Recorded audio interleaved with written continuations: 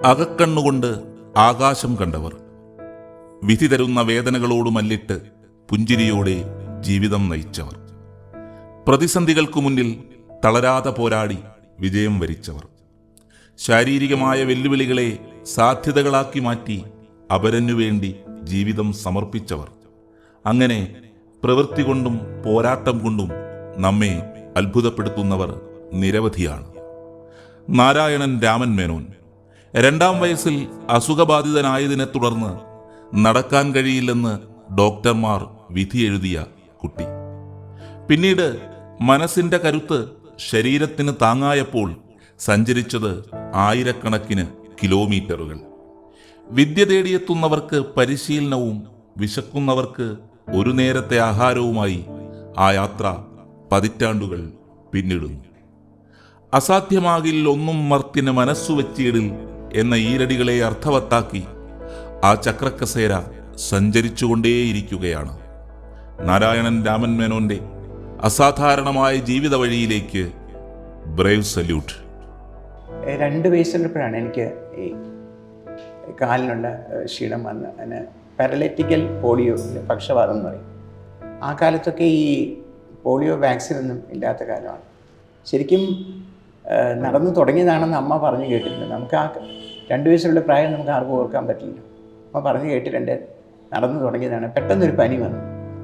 അതൊരു സാധാരണ പനിയാണെന്ന് വിചാരിച്ചു, പക്ഷേ അല്ല, അത് പാരലൈറ്റിക്കൽ പോളിയോയുടെ പനിയായിരുന്നു.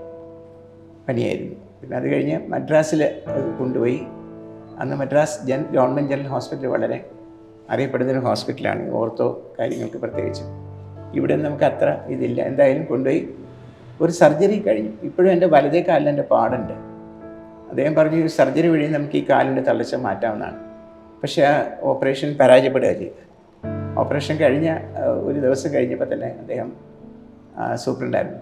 ഞാനത് എപ്പോഴും ഓർക്കും. ഇങ്ങനൊരു കാര്യമുണ്ട്. അമ്മ പറഞ്ഞു, അദ്ദേഹം പറഞ്ഞു, നിങ്ങൾ എന്നോട് ക്ഷമിക്കണം, ദൈവത്തിനോട് ക്ഷമിക്കണം, ഈ കുട്ടിയുടെ ഓപ്പറേഷൻ ശരിയായിട്ടില്ല. പിന്നെ അദ്ദേഹം പറഞ്ഞൊരു കാര്യം എത്രയോ കൊല്ലം അമ്മ പറഞ്ഞു, ഇന്ന് എനിക്ക് ഓർമ്മയുണ്ട്, ഇയാൾ നടക്കില്ല, ഒരു കാലത്തും നടക്കുക എന്നുള്ളൊരു സംഭവം ഉണ്ടാവില്ല. പക്ഷേ ഇതൊക്കെ ആണെങ്കിലും ഞാൻ ദൈവമല്ല, I am just a doctor, I am not God. ഞാൻ ദൈവമല്ല, ഞാൻ ഡോക്ടർ മാത്രമാണ്. ചിലപ്പോൾ ഒരു വടി കുത്തിയോ മറ്റോ നടന്നു എന്ന് വന്നേക്കാം.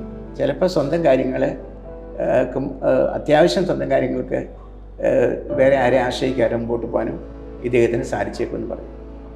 അതിലേക്ക് എത്രയോ പിന്നെ മുമ്പോട്ട് പോയി. അദ്ദേഹം പറഞ്ഞ ദൈവത്തിൻ്റെ കാരുണ്യം എന്നൊക്കെ പറയുന്ന പോലെ ഞാൻ പഠിച്ചു. ഞാൻ ഒറ്റയ്ക്ക് തന്നെ ഒരുപാട് യാത്ര ചെയ്തിട്ടുണ്ട്. പക്ഷെ വടി കുത്തിപ്പിടിച്ചല്ലെന്ന് മാത്രമേ എനിക്ക് ആരെങ്കിലും ഒരാൾ ഇടതുവശത്ത് നിന്നാൽ മതി. ഒരാൾ ഇടതുവശത്ത് നിൽക്കുകയാണെന്നുണ്ടെ ആ കൈ പിടിച്ച് എനിക്ക് നടക്കാം. കാല് കുറച്ച് വളയും എങ്കിലും അത്ര ശ്രദ്ധിച്ചിരുന്നില്ല. അങ്ങനെ ഒരു പക്ഷേ കേരളം മുഴുവൻ, ഇന്ത്യ മുഴുവൻ ഞാൻ യാത്ര ചെയ്തിട്ടുണ്ട്.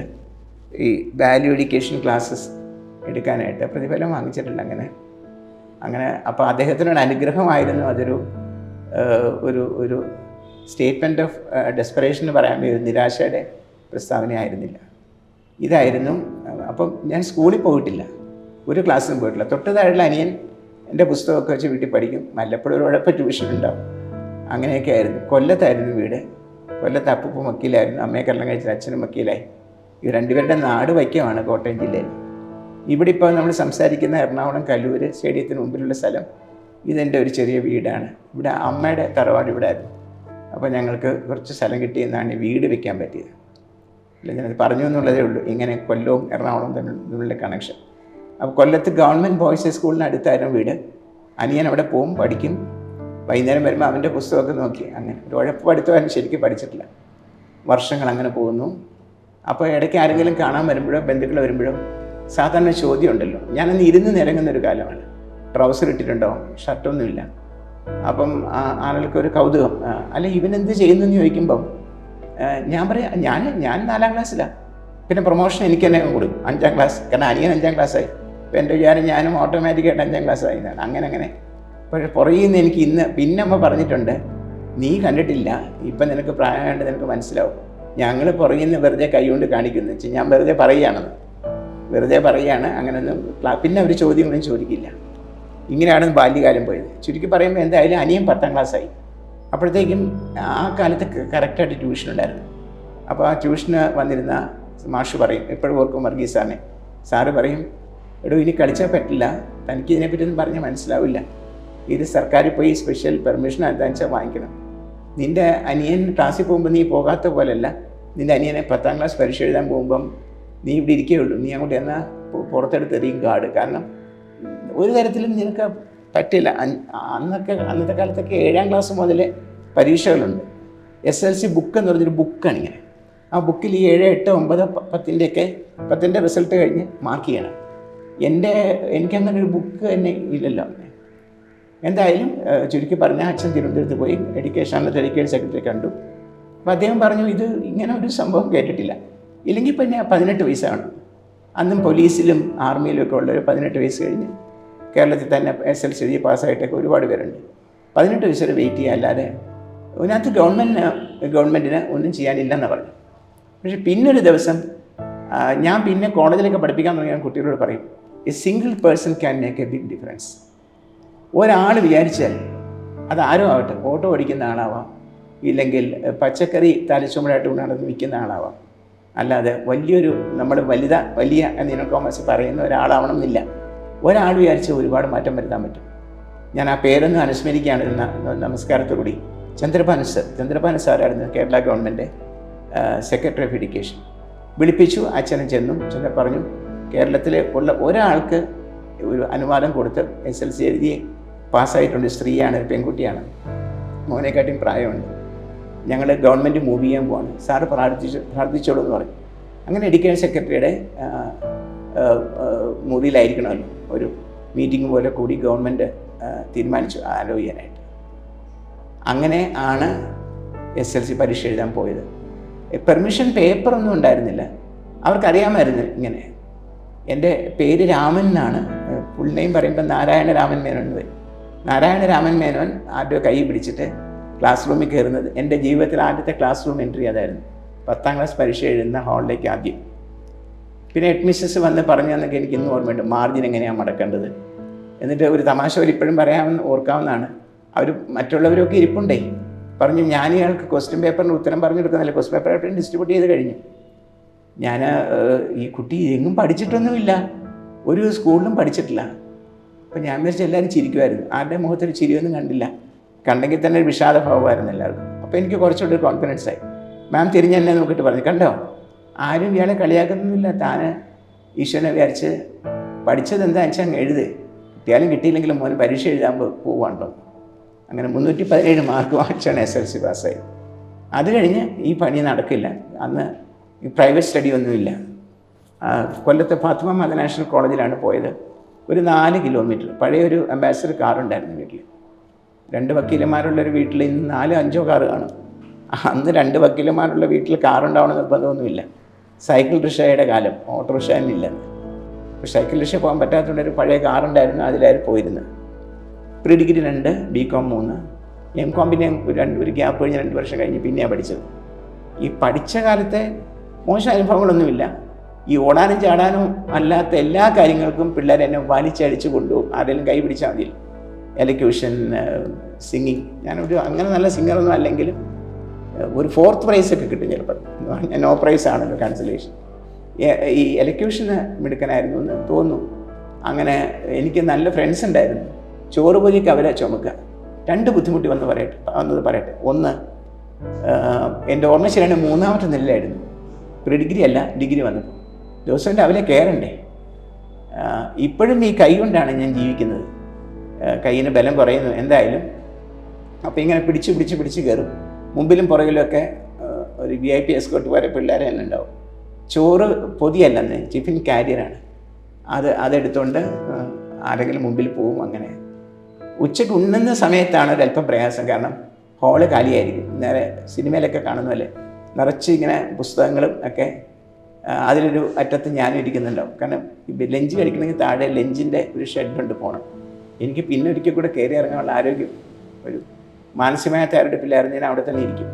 ക്ലാസ്സിൽ ഇരുന്ന് ഉണ്ണാൻ പെർമിഷനുണ്ട്, പക്ഷേ ക്ലാസ്സിലിരുന്ന് ഉണ്ണുമ്പോൾ ഇപ്പോഴും അമ്മയുടെ അടുത്ത് വേണേൽ അടി കിട്ടാൻ യോഗ്യതയുണ്ട്.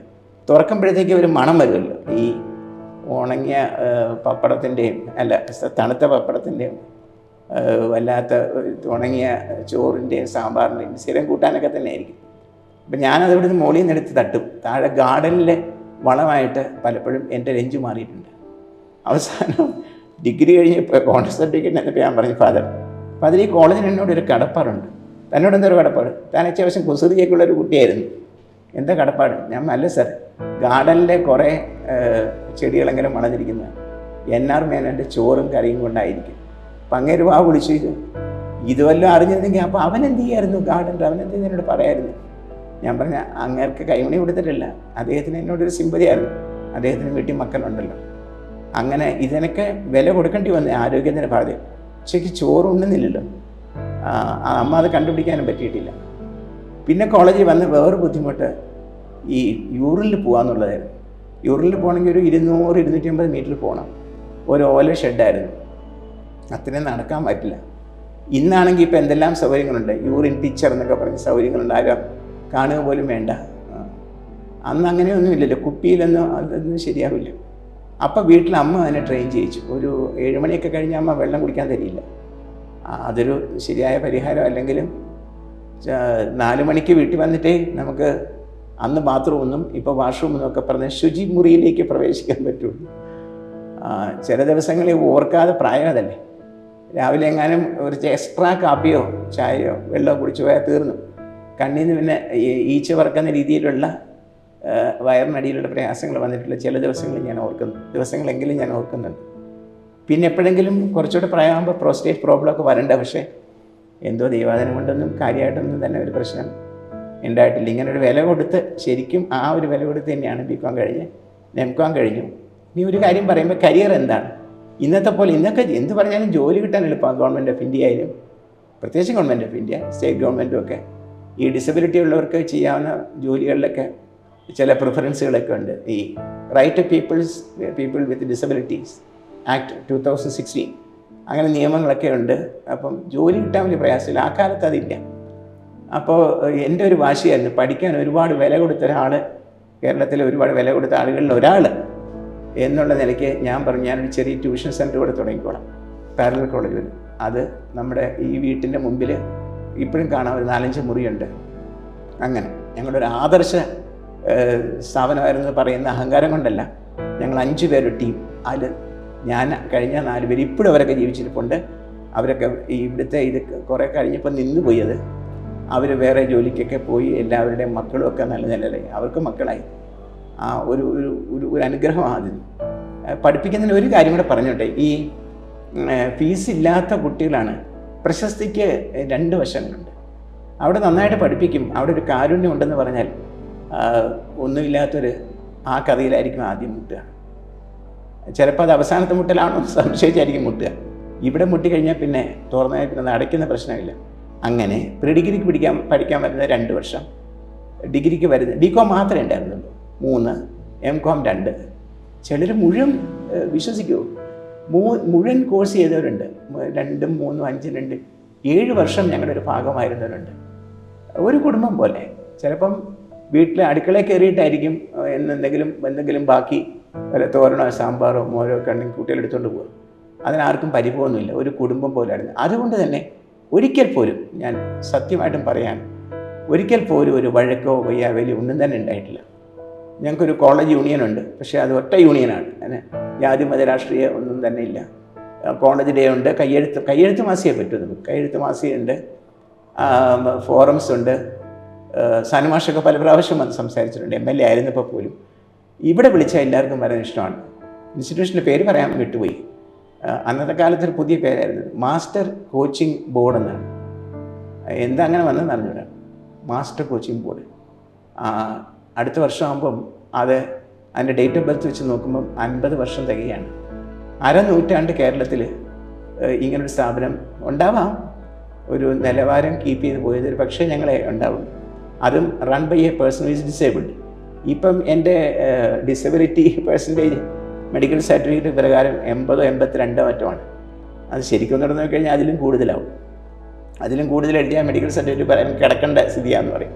അത്രയും ഇല്ലാത്തതുകൊണ്ട് ഇപ്പോൾ കാലിന് കുറച്ചുകൂടെ കൂടുതൽ വിഷമമുണ്ട്. ഇടത് കാലിനാണ് കുറച്ച് കൂടുതൽ വിഷമം. നിലത്ത് കുത്താനൊക്കെ പ്രയാസമാണ്. വീൽ ചെയർ ലഭിക്കാൻ തുടങ്ങിയിട്ട്, അത് പറഞ്ഞില്ലല്ലോ, വീൽ ചെയർ ലഭിക്കാൻ തുടങ്ങിയിട്ട് അതിൻ്റെ 14 വർഷമായി. മറ്റേതിങ്ങനെ പിടിച്ച് നടക്കാം. പിന്നെ ആ ഒരു സ്റ്റേജ് കഴിഞ്ഞു. കൊറോണ വന്നപ്പോഴും കുറച്ച് കൂടുതൽ. കൊറോണ എല്ലാവരെയും ബാധിച്ചിട്ടുണ്ട്. നമ്മൾ വെറുതെ വിചാരിക്കുക കൊറോണ തൊടാതെ പോയ ആരുമില്ല. എന്തെങ്കിലും ഒരു മുടിയെങ്കിലും കൊഴിയാതെ കൊറോണ നമ്മളെ വിടില്ല.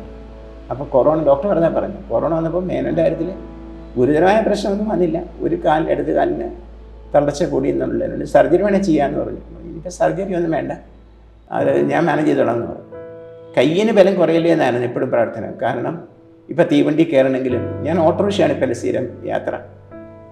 അപ്പം ഓട്ടോറിക്ഷയിൽ കയറുമ്പോഴൊക്കെ കുറച്ച് സ്ട്രെയിൻ ഉണ്ടല്ലോ, അത് കൈ കൊണ്ട് മാനേജ് ചെയ്യുന്നത്. പക്ഷേ അത് ദൈവം കൊണ്ട് വലിയ പ്രശ്നമില്ലാതെ പോകുന്നുണ്ട്. അല്ല, ഞാൻ പൊതുവേ യാത്രകളുടെ കാര്യം പറഞ്ഞു ഇവിടെ അതിനിടയ്ക്കങ്ങ് ഓർത്തു പോയതാണ്. ഇങ്ങനെയായിരുന്നു ബാല്യകാലവും പഠനകാലവും. ഇത് കുറച്ച് കഴിഞ്ഞപ്പോഴത്തേക്കും കുട്ടികളെ കിട്ടാത്തതുകൊണ്ടൊന്നുമല്ല, ഞങ്ങളുടെ ഫാമിലി പാർട്ടീഷൻ വന്നു. അത് പറയാതിരിക്കേണ്ട കാര്യമില്ല. അപ്പം ഇതെല്ലാം കൂടെ വേറെ ഷെയറിലേക്ക് പോയി. അങ്ങനെ മാസ്റ്റർ കോച്ചിങ് ബോർഡിൻ്റെ ക്ലാസ് റൂം നഷ്ടപ്പെട്ടു. അപ്പോൾ പിന്നെ നടത്തിക്കൊണ്ടാൻ ബുദ്ധിമുട്ട്. കൃത്യം ആ സമയത്താണ് മാതാ അമൃതാനന്ദമയി അമ്മയുടെ ടൈപ്പ് റൈറ്റിംഗ് ഇൻസ്റ്റിറ്റ്യൂട്ട് പോലെ ചെറിയൊരു സ്ഥാപനം, Amrita institute of computer technology, AICT എന്നാണ് പേര്. ഇവിടുന്ന് കഷ്ടിച്ച് 1 കിലോമീറ്റർ.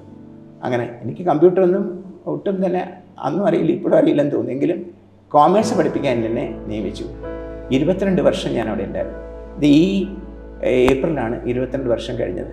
പോകണമെന്നൊന്നും ആരും പറഞ്ഞില്ല, ഞാൻ കണ്ടിന്യൂ ചെയ്യണമെന്നവർക്ക് താല്പര്യം ഉണ്ടായിരുന്നു. പിന്നെ പല പല ഡിപ്പാർട്ട്മെൻറ്റ് കൊല്ലത്തൊരു വർഷം വർക്ക് ചെയ്തു. പോയി വരും, ഒരു രാത്രി താമസിച്ചാൽ മതി. എൻ്റെ ഒരു ജനറൽ പേപ്പറാണ്, അതിൻ്റെ പേര് അതെന്നറിയുന്ന താല്പര്യം ഉണ്ടാവും എല്ലാവർക്കും. SAPG എന്നാണ്. SAPG എന്ന് പറഞ്ഞാൽ spiritual awareness and personal growth. Personality growth അല്ല. ഈ പേഴ്സണാലിറ്റി എന്ന് പറയുന്നത് ഇപ്പോൾ പലപ്പോഴും മിസ്യൂസ് ചെയ്യുന്ന വീടുകൂടെ ആയിട്ടുണ്ട്. അല്ല, അത് ഞാൻ അതിലേക്ക് കടക്കുന്നില്ല.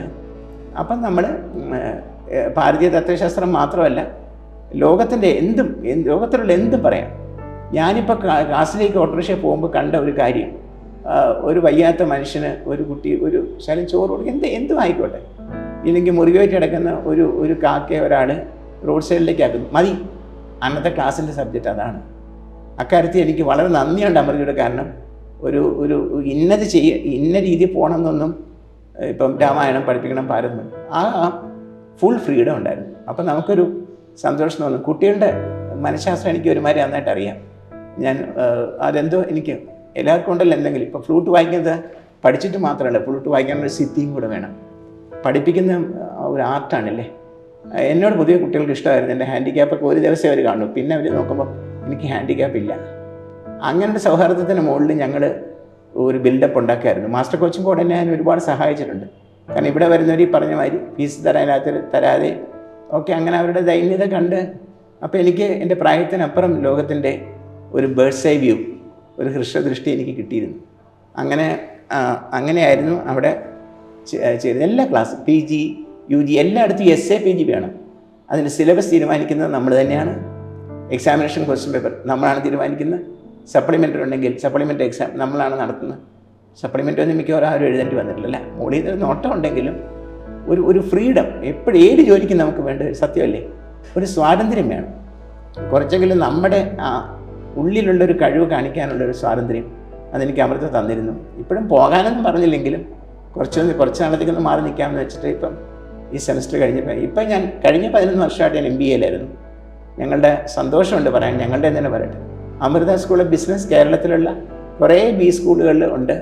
അതിൽ ഒരു പക്ഷേ 1ാമത്തെ 2ാമത്തെ ആയിട്ട് നിൽക്കുന്നത് ഞങ്ങളുടെയാണ്. അതെങ്ങനെ അറിയാൻ സാറെന്ന് വെച്ചാൽ, ഈ പരീക്ഷ കഴിഞ്ഞ് മറ്റേ പ്ലേസ്മെൻറ്റ് എഴുതുമ്പം ജോലി കിട്ടിയിരിക്കും. ആ ഉഗ്രൻ ഒരു ടീമുണ്ട് നല്ല കമ്മിറ്റഡ് ആയിട്ട്. അതിൻ്റെ എവിടെയോ താഴത്തെ തട്ടിൽ ചങ്ങലയുടെ അവസാനത്തെ കണ്ണിയായിട്ട് ഞാനും. കാരണം എന്ത് പഠിച്ചാലും എത്ര ടെസ്റ്റ് പേപ്പർ എഴുതിയാലും എത്ര ഇൻ്റർവ്യൂവിന് പോയാലും മനസ്സിലൊരു ആത്മവിശ്വാസവും ഒരു ദൈവാധീനവും ഒരു വിനയവും ഒക്കെ കൂടെ ഇല്ലെങ്കിൽ, അനദർ വിഷൻ കൂടെ ഇല്ലെങ്കിൽ ജോലി കിട്ടാൻ വലിയ പാടാണ്. ഇപ്പോൾ എല്ലാ കോർപ്പറേറ്റ്സും എൻ്റെ എളിയ അറിവിൽ നോക്കുന്നുണ്ട്.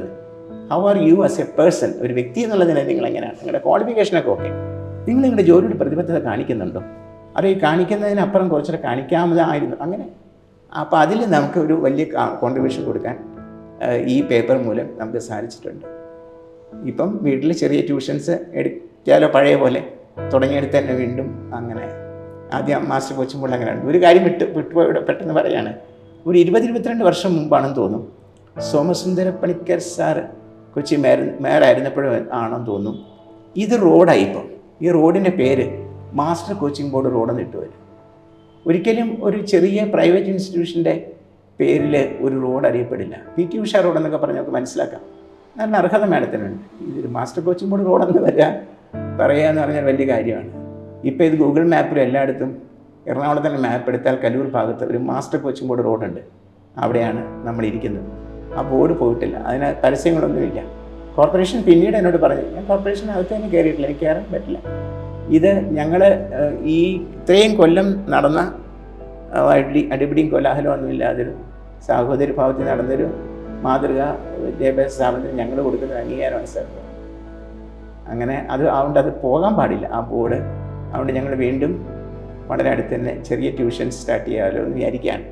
പഴയ സ്റ്റൈൽ, ഈ ഓൺലൈൻ വേണ്ടെന്നല്ലെങ്കിലും ഈ ഫേസ് ടു ഫേസ് അതിൻ്റെ അത് വേണമെന്ന് ആഗ്രഹമുള്ള പലരുമുണ്ട്.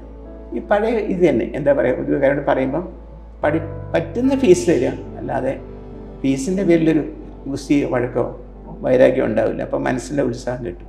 സേവന രംഗത്തേക്കുള്ള ഒരു ആഭിമുഖ്യം വളർന്നത് ശരിക്കും വീട്ടിൽ നിന്ന് കിട്ടിയ ഒരു പരിശീലനം തന്നെയാണ്. അമ്മ ശരിക്കും എൻ്റെ അമ്മ മാത്രമല്ല, അമ്മമാരെല്ലാം തന്നെ അങ്ങനെയാണ്. പ്രത്യേകിച്ച് നാട്ടിൻപുറങ്ങളിൽ ഒരു കാരുണ്യം എപ്പോഴും അവർക്കുണ്ടാകും. അവർ കഴിക്കേണ്ട ആഹാരം പോലും എപ്പം ആർക്കെങ്കിലും എടുത്തു കൊടുക്കും. 1. 2, അച്ഛൻ്റെ കാര്യം ഞാൻ നോക്കിയിട്ടുണ്ട്. ഈ കക്ഷി പഴയകാലം ഇങ്ങനെ ഒരു 60 വാട്സിൻ്റെ എന്നെൻ്റെ ഓർമ്മ, ബൾബിൻ്റെ അടിയിൽ ഇരുന്നാണ് കേസ് നോക്കുന്നത്. ഷർട്ടൊന്നും ഇടുന്നുണ്ടാവില്ല, മുണ്ടെടുത്തിട്ട് രാത്രി 12-1 മണി വരെയൊക്കെ അക്കാലത്തും തൊട്ടടുത്തൊരു ഗുമസ്തൻ്റെ മുറി പോലുണ്ട്. അവിടെ ഒരാൾ പായും തലണ്ടൊക്കെ വെച്ച് കിടന്നുറങ്ങുന്നുണ്ട്. അത് കുറച്ച് ദൂരെ നിന്ന് ഒരു 10, 20, 30 കിലോമീറ്റർ അകലെ നിന്നൊക്കെ വന്നൊരു കക്ഷിയാണ്. അദ്ദേഹത്തിൻ്റെ കേസുണ്ട് നാളെ. ആ കാലത്തൊന്നും രാവിലെ ബസ് ഉണ്ടാവില്ല. അപ്പം ഇത് കണ്ട് എന്തായാലും നമ്മൾ ആ ഡിഗ്രിക്കോ പഠിക്കുന്ന ഒരു ഭാവം ഉണ്ടാവില്ല. അപ്പം നമ്മൾ അച്ഛൻ എന്തിനാ ഈ കക്ഷികളൊക്കെ അവർ കേൾക്കാതെ, നമ്മളെന്തിനാ ഇവർക്ക് പായും തലണയൊക്കെ കൊടുത്തിങ്ങനെ ഒരു മിണ്ടരുത് അദ്ദേഹം കേൾക്കരുത്. അദ്ദേഹത്തിന് തിരിച്ച് ബസ് കിട്ടില്ല. ഇത് കണ്ടാണ് വളർന്നത്. ഫീസിൻ്റെ കാര്യം വലിയ തമാശയാണ്. ഫീസ് ഞാൻ ആ പേര് പറയുന്നില്ല, പേരെൻ്റെ മുമ്പിൽ ഇപ്പോഴും ഉണ്ട്. ഈ മനുഷ്യൻ പ്രത്യേകിച്ച് ഫീസ് ഇങ്ങനെ പോകണ്ട സിവിൽ കേസാണ്. ഇടയ്ക്കിടയ്ക്ക് ഒന്ന് ഫീസ് കൊടുക്കുന്ന അല്ല, മാങ്ങയോ പൈനാപ്പിളോ ഒന്നും എപ്പോഴും ഉണ്ടല്ലോ ഉള്ള വസ്തുക്കളാണ്. അങ്ങനെ ഒക്കെ കൊടുത്തിട്ട് പറയും ഇതേ ഉള്ളൂ. പിന്നെ എന്തെങ്കിലും ഒരു 50 രൂപ 100 രൂപയൊക്കെ ഉള്ള പോലെ. അച്ഛനും നോക്കാറില്ല. അച്ഛൻ അമ്മയെ വിളിച്ച് പറയാതെ എടുത്തു വെച്ചോളൂ കേട്ടോ. അമ്മ അതിന് പരാതി പറഞ്ഞിട്ടില്ല. അപ്പോൾ ഒരു കോമേഴ്സ് പറഞ്ഞു കഴിഞ്ഞാൽ വ്യവസായമാണ്. വ്യവസായത്തിൻ്റെ തന്ത്രങ്ങൾ പഠിക്കുന്ന ഒരു കുട്ടി, പ്രത്യേകിച്ച് ഡിസബിലിറ്റി ഉണ്ടാകുമ്പോൾ അതിൻ്റെ ലേശർ കോംപ്ലക്സ് വരാം. നോക്കുമ്പോൾ കാണുന്നത് തേങ്ങയും മാങ്ങയൊക്കെ ഫീസായിട്ട് കൊടുക്കുന്ന കക്ഷി, അങ്ങേര് ഇരുന്നെടുത്ത് കൊണ്ട് കഞ്ഞിയും പേരും രാത്രി കൊടുക്കുന്ന വക്കീലിൻ്റെ ഭാര്യ. എത്ര പുരാണം വായിച്ചാലും ആ ഒരു ഇൻസൈറ്റ് കിട്ടില്ല, ആ ഒരു അവബോധം കിട്ടുമെന്ന് എനിക്ക് തോന്നുന്നില്ല. എൻ്റെ അനുഭവം മാത്രമേ. ഞങ്ങൾ 6 പേരുണ്ടായിരുന്നു, ഇപ്പോൾ 4 പേരേ ഉള്ളൂ. അല്ല എന്തായാലും അങ്ങനെയാണ് ഒരു അത് പിന്നെ എന്താ പറയുക, ഈ മാസ്റ്റർ കോച്ചിങ് ബോർഡ് തുടങ്ങിയപ്പോഴും വിഷമങ്ങളുള്ള കുട്ടികൾ കൂടുതൽ വന്നു തുടങ്ങിയപ്പോൾ ഞങ്ങളെല്ലാം കൂടെ തന്നെ ഒരു സൊസൈറ്റി പോലായി കഴിയുന്നതും. എന്താ പറയുക, അന്ന് ഇവിടെ കലൂർ ഒരു ഗവൺമെൻറ് സ്കൂളുണ്ടായിരുന്നു. അവിടെ ആഴ്ച 1-2 ദിവസം ഞങ്ങൾ ചോറ് കൊടുക്കും. നമ്മുടെ കുട്ടികൾ ചോറും കൊണ്ട് വരും. ഏതെങ്കിലും ഓട്ടോറിക്ഷ ഡ്രൈവർ റോഡിൽ നിന്ന് വിളിക്കുന്നതായിരിക്കും. ഞാൻ ഓർക്കുന്നു, പല ഓട്ടോറിക്ഷ ഡ്രൈവേഴ്സും പൈസ വാങ്ങിയിരുന്നില്ല. വാങ്ങിയാൽ തന്നെ എന്താണ് പരിപാടി നിൽക്കുമ്പോൾ ഇത് പറയുമ്പോൾ, നിങ്ങൾ പഠിക്കാൻ വരുന്ന കുട്ടികൾ ഇതിനവർ നോക്കും. ഓടിട്ട 3-4 ക്ലാസ് റൂം, ഇടയ്ക്ക് മഴ വന്ന് നനയായിരിക്കാൻ തെങ്ങിൻ്റെ ചോറ് കൊണ്ടുള്ള സ്ക്രീൻ. അതും കഴിഞ്ഞ് വെയിൽ വന്നു കഴിഞ്ഞാൽ പ്രിൻസിപ്പളിൻ്റെ ബെഡ്റൂമിലെ ബെഡിൻ്റെ മുകളിൽ വരിച്ചിരിക്കുന്ന ബെഡ്ഷീറ്റ് ആയിരിക്കും ചിലപ്പോൾ, അതായത് എൻ്റെ ബെഡ്ഷീറ്റ് കൊണ്ടായിരിക്കും മൂടുന്നത്. അത്രയൊക്കെ സൗകര്യങ്ങളുണ്ടായിരുന്നുള്ളൂ. അല്ലാതെ ഷീമാട്ടിലോ ഇല്ലെങ്കിൽ അങ്ങനെ വലിയ കടകളിൽ പോയിട്ട് നമുക്ക് സ്ക്രീൻ വാങ്ങിക്കാൻ പറ്റില്ല. എന്തായാലും ചിലപ്പോൾ അവർ പൈസ വാങ്ങാൻ തരും. വിധിയുടെ ഒരു എന്താ പറയുക, ഒരു കാരുണ്യം എന്ന് പറയട്ടെ. ആ സ്കൂളിരുന്ന സ്ഥലത്ത് അതൊക്കെ പോയി. ഇപ്പോൾ CBI കോടതി വന്നു, പിന്നെ വേറെ കോടതികളൊക്കെ വന്നു. അതിൻ്റെ തൊട്ടടുത്ത ആ മൊത്തം ഏരിയയിലെ കോടതികൾ കഴിഞ്ഞാൽ ഇപ്പോൾ ഒരു വലിയ സ്കൂളാണ്, government model technical higher secondary school. Short ഫോമിൽ MTHSS എന്ന് പറയാം. എറണാകുളം ജില്ലയിൽ 2 സ്കൂളുകളെ എൻ്റെ അറിവിലുള്ളൂ. ഒന്ന് ആലുവയിലും ഒന്ന് ഇവിടെ കലൂരുമാണ്. അവിടെ ഇപ്പോൾ വിധി തിരിഞ്ഞു വന്ന് നോക്കി, അവിടെ പഠിക്കുന്ന മക്കൾ ആഴ്ചയിലൊരു ദിവസം വെള്ളിയാഴ്ച, ഇന്ന് വെള്ളിയാഴ്ചയാണ്, അവർ വ്യാഴാഴ്ച അനൗൺസ് ചെയ്യുന്നതിനനുസരിച്ച് നമ്മളെപ്പറ്റിയൊന്നും അറിയാതെ ഒരു പബ്ലിസിറ്റി ഇല്ലാതെ അവർ ചോറ് കൊണ്ടുവരികയാണ്. അവരുടെ അമ്മമാർ 2 പൊതി ചോറ് കൊടുത്തയക്കും വെള്ളിയാഴ്ചകളിൽ. ഏതോ ഒരു സാറ് വന്നിട്ട് കൊണ്ടുപോകുന്നതോ മറ്റോ പറയുന്നതാണ് അവർ കുട്ടികൾ തന്നെ പറഞ്ഞു കേട്ടിരിക്കുന്നത്. ഞങ്ങൾ ഓട്ടോറിക്ഷയിൽ പോയി ആ ചോറ് എടുത്തിട്ട് നോർത്തിൽ അറിയാമല്ലോ, ഓവർ ബ്രിഡ്ജൊക്കെ വളരെ ഭംഗിയായിട്ടൊക്കെ സൂക്ഷിച്ചിട്ടുണ്ടല്ലോ അടിവശം. അവിടെ ചെരുപ്പ് കുത്തികൾ അങ്ങനെയുള്ളവർ ഇരിപ്പുണ്ടോ, പരമ സന്തോഷമാണ് അവർക്ക്. പ്രത്യേകിച്ചും നോൺ വെജ് ആണ് കിട്ടുന്നെങ്കിൽ നോൺ വെജ് തന്നെയാണ്, നമ്മളത് കഴിക്കുന്നില്ലെന്നുള്ള പ്രശ്നമില്ല. വീട്ടിൽ വിശ്വസിക്കാൻ പറ്റും, ഇന്നത്തെ കാലത്ത് ഇടത്തരം വീടുകളിലെ അമ്മമാർ ഒരു ചോറ് പൊതിയുടെ ഭാരം തന്നെ ഒരു ഭാരമായിട്ട്, ചോറ് പൊതിയുടെ ഭാരം എന്ന് പറഞ്ഞാൽ 2 അർത്ഥത്തിലും, ചോറ് പൊതിയുടെ ഭാരമല്ലല്ലോ, അത് ഉണ്ടാക്കാൻ ബുദ്ധിമുട്ടുന്ന അവർ ഒരു ചോറ് പൊതി എഡ്മിസസ് ഇങ്ങനെ പറഞ്ഞ് ഏതോ ഒരാൾ വന്ന് കൊണ്ടുപോകുന്നു എന്ന് പറഞ്ഞ് അത് വിശ്വസിച്ച് തീർച്ചയായിട്ടും അവർ കൊടുത്തയക്കുന്നുണ്ട്. ഇത് ഓട്ടോറിക്ഷ കൊണ്ടുവയ്ക്കും, ഞങ്ങൾ കൗണ്ട് ചെയ്യാറില്ല. അങ്ങനെ അമ്മ പറയാറുണ്ടായിരുന്നു പണ്ട് ഭക്ഷണം, അത് ആ ഓട്ടം കൊണ്ട് നിൽക്കുമ്പോൾ തന്നെ, ഞാൻ അതിശോക്തി പറയല്ല, അവർക്കറിയാമെന്ന് തോന്നുന്നില്ല, സ്ഥിരം മിക്കവാറും ഒരു വണ്ടി തന്നെയാണ് വരിക. അവരവിടെ നിന്ന് അത് കഴിച്ച് തീരാതെ അവൻ എണീക്കില്ല. പിന്നെ ഞങ്ങൾ പറയും, പോലീസുകാർ വഴക്ക പറയരുത്, കാരണം അവിടെ ഈ ഇലയിലൊക്കെയാണ് പൊതിയുന്നത്, ഇലയും കള്ളാസൊന്നും കളയരുതെന്ന് പറയും. മിക്കവാറും ഒരു 10 മിനിറ്റ് കൊണ്ട് കഴിയാനുള്ള കാര്യമേ ഉള്ളൂ, ചിലപ്പോൾ കൂടുതൽ കിട്ടും. അപ്പോൾ ഞങ്ങൾ ഒന്ന് കറങ്ങി, വെള്ളിയാഴ്ച ജുമാ മസ്ജിദ് ഉണ്ട്, അതിൻ്റെ ചുവട്ടിൽ ഉമ്മമാരിൽ നിൽപ്പുണ്ടാകും, സെൻറ്റ് ആൻറ്റണീസ് പള്ളിയുണ്ട്, പാട്ടുപരിക്കൽ അമ്പലമുണ്ട്. ഇവിടെയൊക്കെ ഇങ്ങനെ ആളുകൾ അവിടെ ഇവിടെ ചുറ്റിപ്പറ്റി നിൽക്കുന്നുണ്ടാവും. പ്രകടമായിട്ട് അവർ ഭക്ഷണത്തിന് വേണ്ടി നിൽക്കാൻ തോന്നുന്നില്ല. പക്ഷേ ഓട്ടോറിക്ഷ ഒന്ന് സ്ലോ ചെയ്തിട്ട് പതുക്കെ മര്യാദയ്ക്ക് അടുത്ത് ചെന്നിട്ട് ചോറ് വേണമെന്ന് ചോദിച്ചാൽ അവരുടെ മുഖത്ത് ദീപാവലിയും വിഷു എല്ലാം കാണാം. ഞാനിത് കവിത കഥയെന്നല്ല പറഞ്ഞു, ഞാൻ കാണുന്ന ഒരാളാണ് ആഴ്ച ഒരു ദിവസമെങ്കിൽ. ഇതിനും പുറമേ എന്താ പറയുക, ആളുകൾ പൈസ തരും. 50 റുപ്യയ്ക്ക് ഒരാൾ നമുക്ക് ചോറ് തരുന്നുണ്ട്. ദിബു തലശ്ശേരിക്കാരനാണ്. ഈ തലശ്ശേരിക്കാർ പൊതുവെ ഫുഡിൻ്റെ ഇറച്ചി മിടുക്കന്മാരാണല്ലോ. ഒരു ചെറിയ ഹോട്ടലുണ്ട്, ദിബു അനിയനും. അപ്പോൾ അത് ഗൂഗിൾ പേ വഴിയൊക്കെ അയച്ചു കൊടുത്താൽ മതി, അറിയാമല്ലോ. അത് നല്ല ഭംഗിയായിട്ട് പാക്ക് ചെയ്ത് കാർഡ്ബോർഡ് ബോക്സിനകത്ത്. ഈ കാർഡ്ബോർഡ് ബോക്സിന് ഡിമാൻഡുകളുണ്ട്. അത് ഞങ്ങൾക്ക് തരുമോ സാറേ എന്ന് ചോദിക്കും. അത് അവർക്ക് എന്തെങ്കിലും ഉപയോഗപ്പെടുത്താം. ഒരു സന്തോഷം പറയട്ടെ, ഇത് തുടങ്ങിയിട്ട് 13 വർഷം മറ്റോ ആകുന്നു. ഇപ്പോൾ കൃത്യം ഓർമ്മയില്ല. ഇത് കണ്ടിട്ട് ഞാൻ പേര് പറയുന്നില്ല, എടപ്പള്ളി മഞ്ഞിമേൽ റോഡിലുള്ള 2 കമ്പനികൾ, നമ്മൾ പൊതുവെ കമ്പനികൾ കുറവാന്നൊക്കെ പറഞ്ഞാലും കമ്പനികളുണ്ട്. ഇപ്പോൾ എന്താ പറയുക, FSCTയുടെ പോലെയോ അങ്ങനെയുള്ള TCS വലിയ കമ്പനികളായിരിക്കത്തില്ല, ഒരു ഇടത്തരം കമ്പനികളുണ്ട്. അങ്ങനെ 2 കമ്പനികൾ ഇത് കണ്ട് ഒരു കോപ്പി ചെയ്തെന്ന് തന്നെ പറയാം. നല്ല കാര്യങ്ങൾ കോപ്പി ചെയ്യാമല്ലോ. അവർ ഇങ്ങനെ ആഴ്ച 2-3 ദിവസം ചോറായിട്ടല്ല ഭക്ഷണ സാധനങ്ങളായിട്ട് കൊടുക്കുന്നുണ്ട്.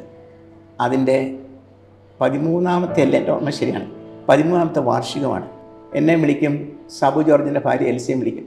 എൽസിക്കും വയ്യ, എൽസി സ്കൂട്ടറിൽ ചോറ് കൊണ്ട് കൊടുത്തിരുന്നൊരു ആളാണ്. ഒന്നുമില്ല, ഒരു 10 മിനിറ്റ് 2-3 വാക്ക് എന്തെങ്കിലും സംസാരിക്കുക, ഒരു ചായ പോലും ഇല്ല. അത് അത്രയും അനാർഭാടമാണ്, ഇൻഫോർമലാണ്. ഞങ്ങൾ പിരിയുന്നു. തൊഴിലാളികളെല്ലാം ഇങ്ങനെ നിരന്നിരിക്കും. അവരുടെ ജോലി ബ്രേക്ക് ആയിട്ട് അവൻ നിൽക്കുന്നത് ഈ കെമിക്കൽസ് ഉണ്ടാക്കുന്ന കമ്പനി ആയാലും പ്രസ്സായാലും. ആ പ്രിൻറ്റിംഗ് പ്രസ്സും സാമാന്യം പ്രധാനപ്പെട്ട പ്രസ്സാണ്. അങ്ങനെ വേറെ എവിടെയൊക്കെയോ BP മരക്കാർ റോഡിൽ 2-3 റെസിഡൻസ് അസോസിയേഷൻ ഇങ്ങനെ ചെയ്യുന്നത് കേട്ടിട്ടുണ്ട്. സോ നമ്മളിവിടെ ചെറിയൊരു തിരി കൊളുത്തിയത് ഒരു 10-100 തിരിയല്ല, അതിൽ കൂടുതൽ. അതെപ്പോഴും ചീത്തയ്ക്കും നന്മയ്ക്കും അതുണ്ട്. ഒരു ചീത്ത പ്രവൃത്തി നടന്നു കഴിഞ്ഞാൽ പൊട്ടാസ് പൊട്ടുന്നല്ല എൻ്റെ ചുറ്റും പൊട്ടും. അതുപോലെ നല്ലതങ്ങനെ പടരയില്ലെന്ന് നമ്മൾ പറയുന്നത്. അങ്ങനെയല്ല, നന്മ ചെയ്താൽ അതും കണ്ട് ഇതിനൊന്നും പിന്നെ ആരും അറിയുന്നില്ല. ഇതൊന്നും ആരും അറിയണമെന്ന് ഈ കമ്പനികൾക്ക് നിർബന്ധമില്ല. ഞങ്ങൾ ചെയ്യുന്ന സേവനം അറിയണമെന്ന് ഞങ്ങൾക്ക് നിർബന്ധമില്ല. ഒന്നുകൂടെ പറയട്ടെ, 2 തരത്തിലാണ്. കോടി പ്രണാം എന്ന് പറയുന്നൊരു ഭജനയുണ്ട് സായിയിൽ. കോടി പ്രണാം എന്ന് പറയണം സ്കൂളിനോട്. ഞാൻ HMനോട് 1 കൂടുതൽ പ്രാവശ്യം പറഞ്ഞിട്ടുണ്ട്. ഒരു പ്രാവശ്യം ഒരു ചാൻസ് തരാണെങ്കിൽ ഞാൻ അമ്മമാരുടെ കാലിലും തൊഴുതോട്ടെ.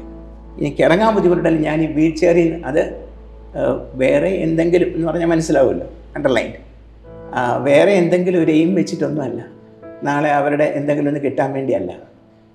പക്ഷേ ഇത് ആരെ ഇങ്ങനെ ചെയ്യാം? സ്വന്തം കുട്ടികളെ ചോറ് കൊടുക്കാൻ അമ്മമാരും മടിക്കുന്ന ഒരു സ്കൂളിൽ ഇപ്പോൾ സിസ്റ്റർ പറഞ്ഞൊരു വാക്ക്, മേനോൻ സാറിനെ നോക്കിയിരിക്കുന്നവർക്ക് അമ്മമാരാണ്, ചുരുക്കം ചില അച്ഛന്മാരുണ്ട്. മേനോൻ സാർ ഇവരോട് പറയേണ്ടത്, മക്കൾക്ക് ഭക്ഷണം കൊടുക്കണം. മാം, സിസ്റ്റർ അത് കൊടുത്തയക്കുന്നില്ലേ? എന്തോന്ന് സാറേ, കുറച്ച് ചോറ് വേവിച്ചിട്ടുണ്ടാവും, പിന്നെ കുറച്ച് അച്ചാറുണ്ടാവും, പിന്നെ കുറച്ച് കപ്പലുണ്ട്, എളുപ്പം കിട്ടുമല്ലോ. സാറേ ഇതാണോ ഈ പ്രായത്തിൽ കഴിക്കേണ്ടത്? എന്താ സാറേ ഇവർ ജോലി ചെയ്ത് പൈസ ഉണ്ടാക്കുന്നുണ്ട്. ഞാൻ പറഞ്ഞ പ്രശ്നമാവോ? ഞാൻ എവിടുന്നോ വന്ന ഒരു വയ്യ. സാറ് പറഞ്ഞാലാണ് അത് ഏൽക്കുക. കാരണം സാറിനകത്തൊരു ആംഗിളും ഇല്ല. സാറ് സ്കൂളിൻ്റെ ഇൻവൈറ്റഡ് ഗസ്റ്റാണ്, ക്ഷണിക്കപ്പെട്ട അതിഥിയാണ്. ഞാൻ പറഞ്ഞു, ആരും ഒന്നും എതിരൊന്നും പറഞ്ഞില്ല. പിന്നെ അതെന്തായെന്നറിയില്ല. വളരെ അധികം അടുപ്പമുള്ള സിസ്റ്റേഴ്സിൻ്റെ സ്കൂളുകൾ, ഇല്ലെങ്കിൽ ശ്രീനാരായണ സ്കൂളുകൾ വിളിക്കുമ്പോൾ നമ്മൾ പോകും. അത് പോയിരിക്കാൻ നമ്മുടെ ഒരു വഴിപാടാണ്. അതിന് ഓട്ടോറിക്ഷ അറേഞ്ച് ചെയ്യുന്നതിൻ്റെ ബാക്കി കാര്യമൊക്കെ ഞാൻ തന്നെ നോക്കുന്നു, എൻ്റെ ഒരു വഴിപാട് പോലെ. അല്ല, ഞാൻ പറഞ്ഞു വരുന്ന അങ്ങനെ സേവനത്തിൻ്റെ ഒരു രീതി വന്നത് അങ്ങനെയാണ്. അപ്പോഴാണ് സക്ഷമ അടിച്ചടനം കിട്ടി. സക്ഷമേ വന്നു. സക്ഷമയിൽ പിന്നെ ഒരറ്റം മുതൽ മറ്റേ അറ്റം വരെ കാത് കേൾക്കാത്തവർ, കണ്ണ് കാണാത്തവർ, ചെവി കേൾക്കാത്തവർ, ശ്രവണ പിന്നെ സംസാര വൈകല്യങ്ങൾ രണ്ടും കൂടെ ഉള്ളവർ. എന്താ നിങ്ങൾ ചെയ്യുന്നതെന്ന് വെച്ച് കഴിഞ്ഞാൽ ഇടയ്ക്കിടയ്ക്ക് ക്യാമ്പുകൾ വയ്ക്കും. ഇപ്പോൾ കൊച്ചിൻ ഷിപ്പ്യാർഡിൻ്റെ സഹായത്തോടു കൂടി വയനാട്ടിൽ എൻ്റെ ഓർമ്മ ശരിയാണെങ്കിൽ 300 ചില്ലാനം പേരുടെ കണ്ണ് നോക്കി. അതിൽ പലർക്കും സീരിയസ് ആയ പ്രോബ്ലം ഉണ്ട്. അവിടെ ഗവൺമെൻറ് ഹോസ്പിറ്റലൊക്കെ ചെന്ന് നന്നായിട്ട് നോക്കും കേട്ടോ. അവരെന്തോ മടിച്ച്, നമുക്ക് തന്നെ ഒരു പനി വന്നാൽ നമ്മൾ കഴിയുമെങ്കിൽ പോകാതിരിക്കാനല്ലേ നോക്കുക. ഞാനങ്ങനെ നോക്കുക. ഒരു നിവൃത്തി ഇല്ലെങ്കിൽ മാത്രമേ നമ്മൾ ആശുപത്രിയിൽ പോകുള്ളൂ, ഇല്ലെങ്കിൽ ഒരു ഡോക്ടറെ കാണുള്ളൂ. ഇത് അവിടെ പോയി അവരുടെ കൂടി പോയി അവരെ പറഞ്ഞ് മനസ്സിലാക്കി. അവർക്ക് വണ്ടി വേണം. അവരെ വണ്ടിയിൽ കൊണ്ടുവന്ന് നല്ല കോൺഗ്രസ് എന്ന് പറഞ്ഞ് കോഴിക്കോട് ഒരു ഹോസ്പിറ്റലാണ്. എന്തായാലും ഡീറ്റെയിൽസിലേക്ക് പോകുന്നില്ല. ഗംഭീരമായി പോയി ക്യാമ്പ്. കൊച്ചിൻ ഷിപ്പ്യാർഡിൻ്റെ ഈ കോർപ്പറേറ്റ് ഹെൽപ്പിൻ്റെ മാനേജർ ഹിംസെൽഫ് അദ്ദേഹം തന്നെ വന്നിരുന്നു. അവിടുത്തെ പഞ്ചായത്ത് പ്രസിഡന്റ്, നാട്ടുകാരുടെ എല്ലാം പൂർണ്ണ സഹകരണത്തോടുകൂടി തീർച്ചയായിട്ടും കുറേ അധികം പേർക്ക് കാഴ്ച കിട്ടിയിട്ടുണ്ട്. കാഴ്ച വൈകല്യം മാറിയിട്ടുണ്ട്. ഇനിയിപ്പോൾ അടുത്ത് എത്രയോ 10,000 മറ്റുമാണ് ടാർഗറ്റ് എന്നാണ് പറഞ്ഞത്. 3-4 വർഷം പിടിക്കുമായിരിക്കെങ്കിലും തുടങ്ങി വെച്ചു. 1. 2, കണ്ണിൻ്റെ കാര്യം പറയുമ്പോൾ ഒരു കാര്യം കൂടെ. ഈ മരണാനന്തര നയനദാനം പൊതുവെ നമുക്കറിയാത്തൊരു കാര്യമാണ്. നയനദാനം എന്ന് പറഞ്ഞാൽ കണ്ണ് മുഴുവൻ എടുക്കുന്ന ഒന്നുമില്ല. വളരെ ചുരുക്കി പറയാം, കൃഷ്ണമണി മാത്രം മതി, കോർണിയ. അപ്പോൾ എൻ്റെ കോർണിയയ്ക്കൊരു തകരാറുള്ളതുകൊണ്ടാണ് എൻ്റെ കാഴ്ചക്കുറവെങ്കിൽ എനിക്ക് മരിച്ചുപോയ ഒരാളുടെ കണ്ണിൻ്റെ കോർണിയ കിട്ടിയാൽ ആ ഒരു നിശ്ചിത സമയത്തിനോ അത് ഫിക്സ് ചെയ്യാൻ പറ്റുകയാണെങ്കിൽ എൻ്റെ ഒരു കണ്ണിനെങ്കിലും കാഴ്ച കിട്ടില്ലേ? ഒരാൾ മരിക്കുമ്പോൾ 2 കൃഷ്ണമണി എടുക്കാമല്ലോ. ഇതിന് മറ്റേ ഈ അവയവദാനത്തിൻ്റെ പോലുള്ള ഒരുപാട് നിയമപരമായ ഔദ്യോഗികമായിട്ടുള്ള ഇങ്ങനെ നൂലാമാലകളൊന്നും തന്നെയില്ല. നമ്മൾ ഐ ബാങ്ക് ഉണ്ട്, അറിയാമല്ലോ. ഐ ബാങ്ക് വിളിച്ച് പറഞ്ഞാൽ അവർ വന്നിരിക്കും. ഇപ്പോൾ അമൃതയുണ്ട്. അമൃത മാത്രമൊന്നുമല്ല, പ്രസിദ്ധമായ അങ്കമാലിയിലെ ലിറ്റിൽ ഫ്ലവർ ഹോസ്പിറ്റൽ, ചൈതന്യ, പല ഹോസ്പിറ്റൽ. കൂടുതലും അമൃതയാണ് നമ്മൾ ലിങ്ക് ചെയ്യുന്നുള്ളതേ ഉള്ളൂ. ഫോൺ ചെയ്താൽ 24 മണിക്കൂറിൽ എപ്പോഴാണെങ്കിലും ആംബുലൻസുമായിട്ട് ഡോക്ടേഴ്സ് വരും. ഇത് പിന്നെ അവരുടെ അനുവാദത്തോടുകൂടി തന്നെ, കുറച്ച് പ്രായമായവരായിരിക്കുമല്ലോ, അവരുടെ അവകാശികളുടെ അനുവാദത്തോടുകൂടി തന്നെ നമ്മളിത് കൊടുക്കും. ഇങ്ങനെ ഈ സോഷ്യൽ മീഡിയയിലൊക്കെ ഈ 2 കണ്ണുകൾ ഇനിയും വെളിച്ചം കാണും, അങ്ങനെ എന്തോ പറഞ്ഞാണ് അത് കൊടുക്കുക. അപ്പം എൻ്റെ താഴെ നമ്മൾ പ്രണാമം നോക്കി ആളുടെ കാണട്ടെ. അത് എറണാകുളത്ത് വളരെ സന്തോഷമുണ്ട് പറയാൻ, ചെറിയൊരു മൂവ്മെൻ്റായിട്ട് ഡെവലപ്പ് ചെയ്ത് വരികയാണ്. ആദ്യകാലങ്ങളിലൊക്കെ ഗ്രാമങ്ങളിൽ നിന്ന് കുറേ ചോറ്റാനിക്കരയ്ക്കൊക്കെ അപ്പുറത്തുള്ള ഗ്രാമങ്ങളിൽ അങ്ങനെയുള്ള സ്ഥലങ്ങളുണ്ടോയെന്ന് പോലും നമ്മൾ ചിലപ്പോൾ സംശയം തോന്നും. ചെറിയ കുന്നും പാടമൊക്കെ ഉള്ള അങ്ങനെ ഒരു സ്ഥലത്തു നിന്നായിരുന്നു. ഇതെന്തോ പഠിപ്പുള്ളവരും ജോലിയുള്ളതൊന്നും ചെയ്യാൻ പാടില്ലാത്ത എന്തോ കാര്യം. ഇപ്പോൾ അത് ക്രമേണ ടൗണിലേക്ക് വരുന്നുണ്ട്. അതങ്ങനെയാണ്. മനുഷ്യന് എന്തെങ്കിലും ചെയ്യണമെന്നുണ്ടെങ്കിൽ പലർക്കും അത് എൻ്റെ ഒരു സ്റ്റാറ്റസിന് യോജിച്ചാണെന്ന് തോന്നിയാലേ ചെയ്യുള്ളൂ. ഇപ്പോൾ സ്റ്റാറ്റസിന് യോജിച്ചാണെന്ന് പലർക്കും തോന്നില്ലേ. ഇത് ഈ ജീവൻ ഇതിനങ്ങ് പോയി കഴിഞ്ഞാൽ നിങ്ങളായാലും ഞാനായാലും പിന്നെ ഇത് നമ്മളെ കുഴിച്ചിടേണ്ട അല്ലെങ്കിൽ നമ്മളെ കത്തിക്കേണ്ട എൻ്റെ ഫോർമാലിറ്റീസ് സമയം മാത്രമല്ലേ ഉള്ളൂ. ആരും വെച്ചുകൊണ്ടിരിക്കുന്നില്ല. ഒരു ഡെഡ് ബോഡി വെച്ചുകൊണ്ടിരുന്ന കഥ ഒരിടത്ത് നമ്മൾ കേട്ടിട്ടില്ല, യേശു കഥകളിൽ പോയി. അപ്പോൾ ഇതൊരു നിസ്സാര കാര്യമാണ്. നേരത്തെ ഫോമൊക്കെ തരണം, പക്ഷെ അതൊന്നും നടന്നു വരിയില്ല. മരണം നടന്ന വീട്ടിൽ നിന്ന് നമുക്കൊരു കോൾ വരുന്നു. അത് ഒരാളെ വിളിച്ച് വേറൊരാളെ വിളിച്ച് എങ്ങനെയെങ്കിലും നമ്മൾ കണക്ട് ചെയ്തിരിക്കും. അത് വളരെ നന്നായിട്ട് എറണാകുളത്ത് പോകുന്നു. എനിക്ക് തോന്നുന്നു കേരളത്തിൽ ഇപ്പോൾ നമ്മൾ നമ്പർ 1 എറണാകുളമാണ്. സക്ഷമ എന്ന് പറഞ്ഞ ഓർഗനൈസേഷനെ പറ്റി കൂടെ ഇതിനിടയ്ക്ക് ഞാൻ പറഞ്ഞു എന്ന് തോന്നുന്നു. സക്ഷമ സമദൃഷ്ടി ക്ഷമതാ വികാസ് എന്നാണ് അതിൻ്റെ. ഡൽഹി മുതൽ കാശ്മീർ മുതൽ കന്യാകുമാരി വരെയുണ്ട്. കേരളത്തിനെ പറ്റി പൊതുവേ നല്ല പേരാണ്.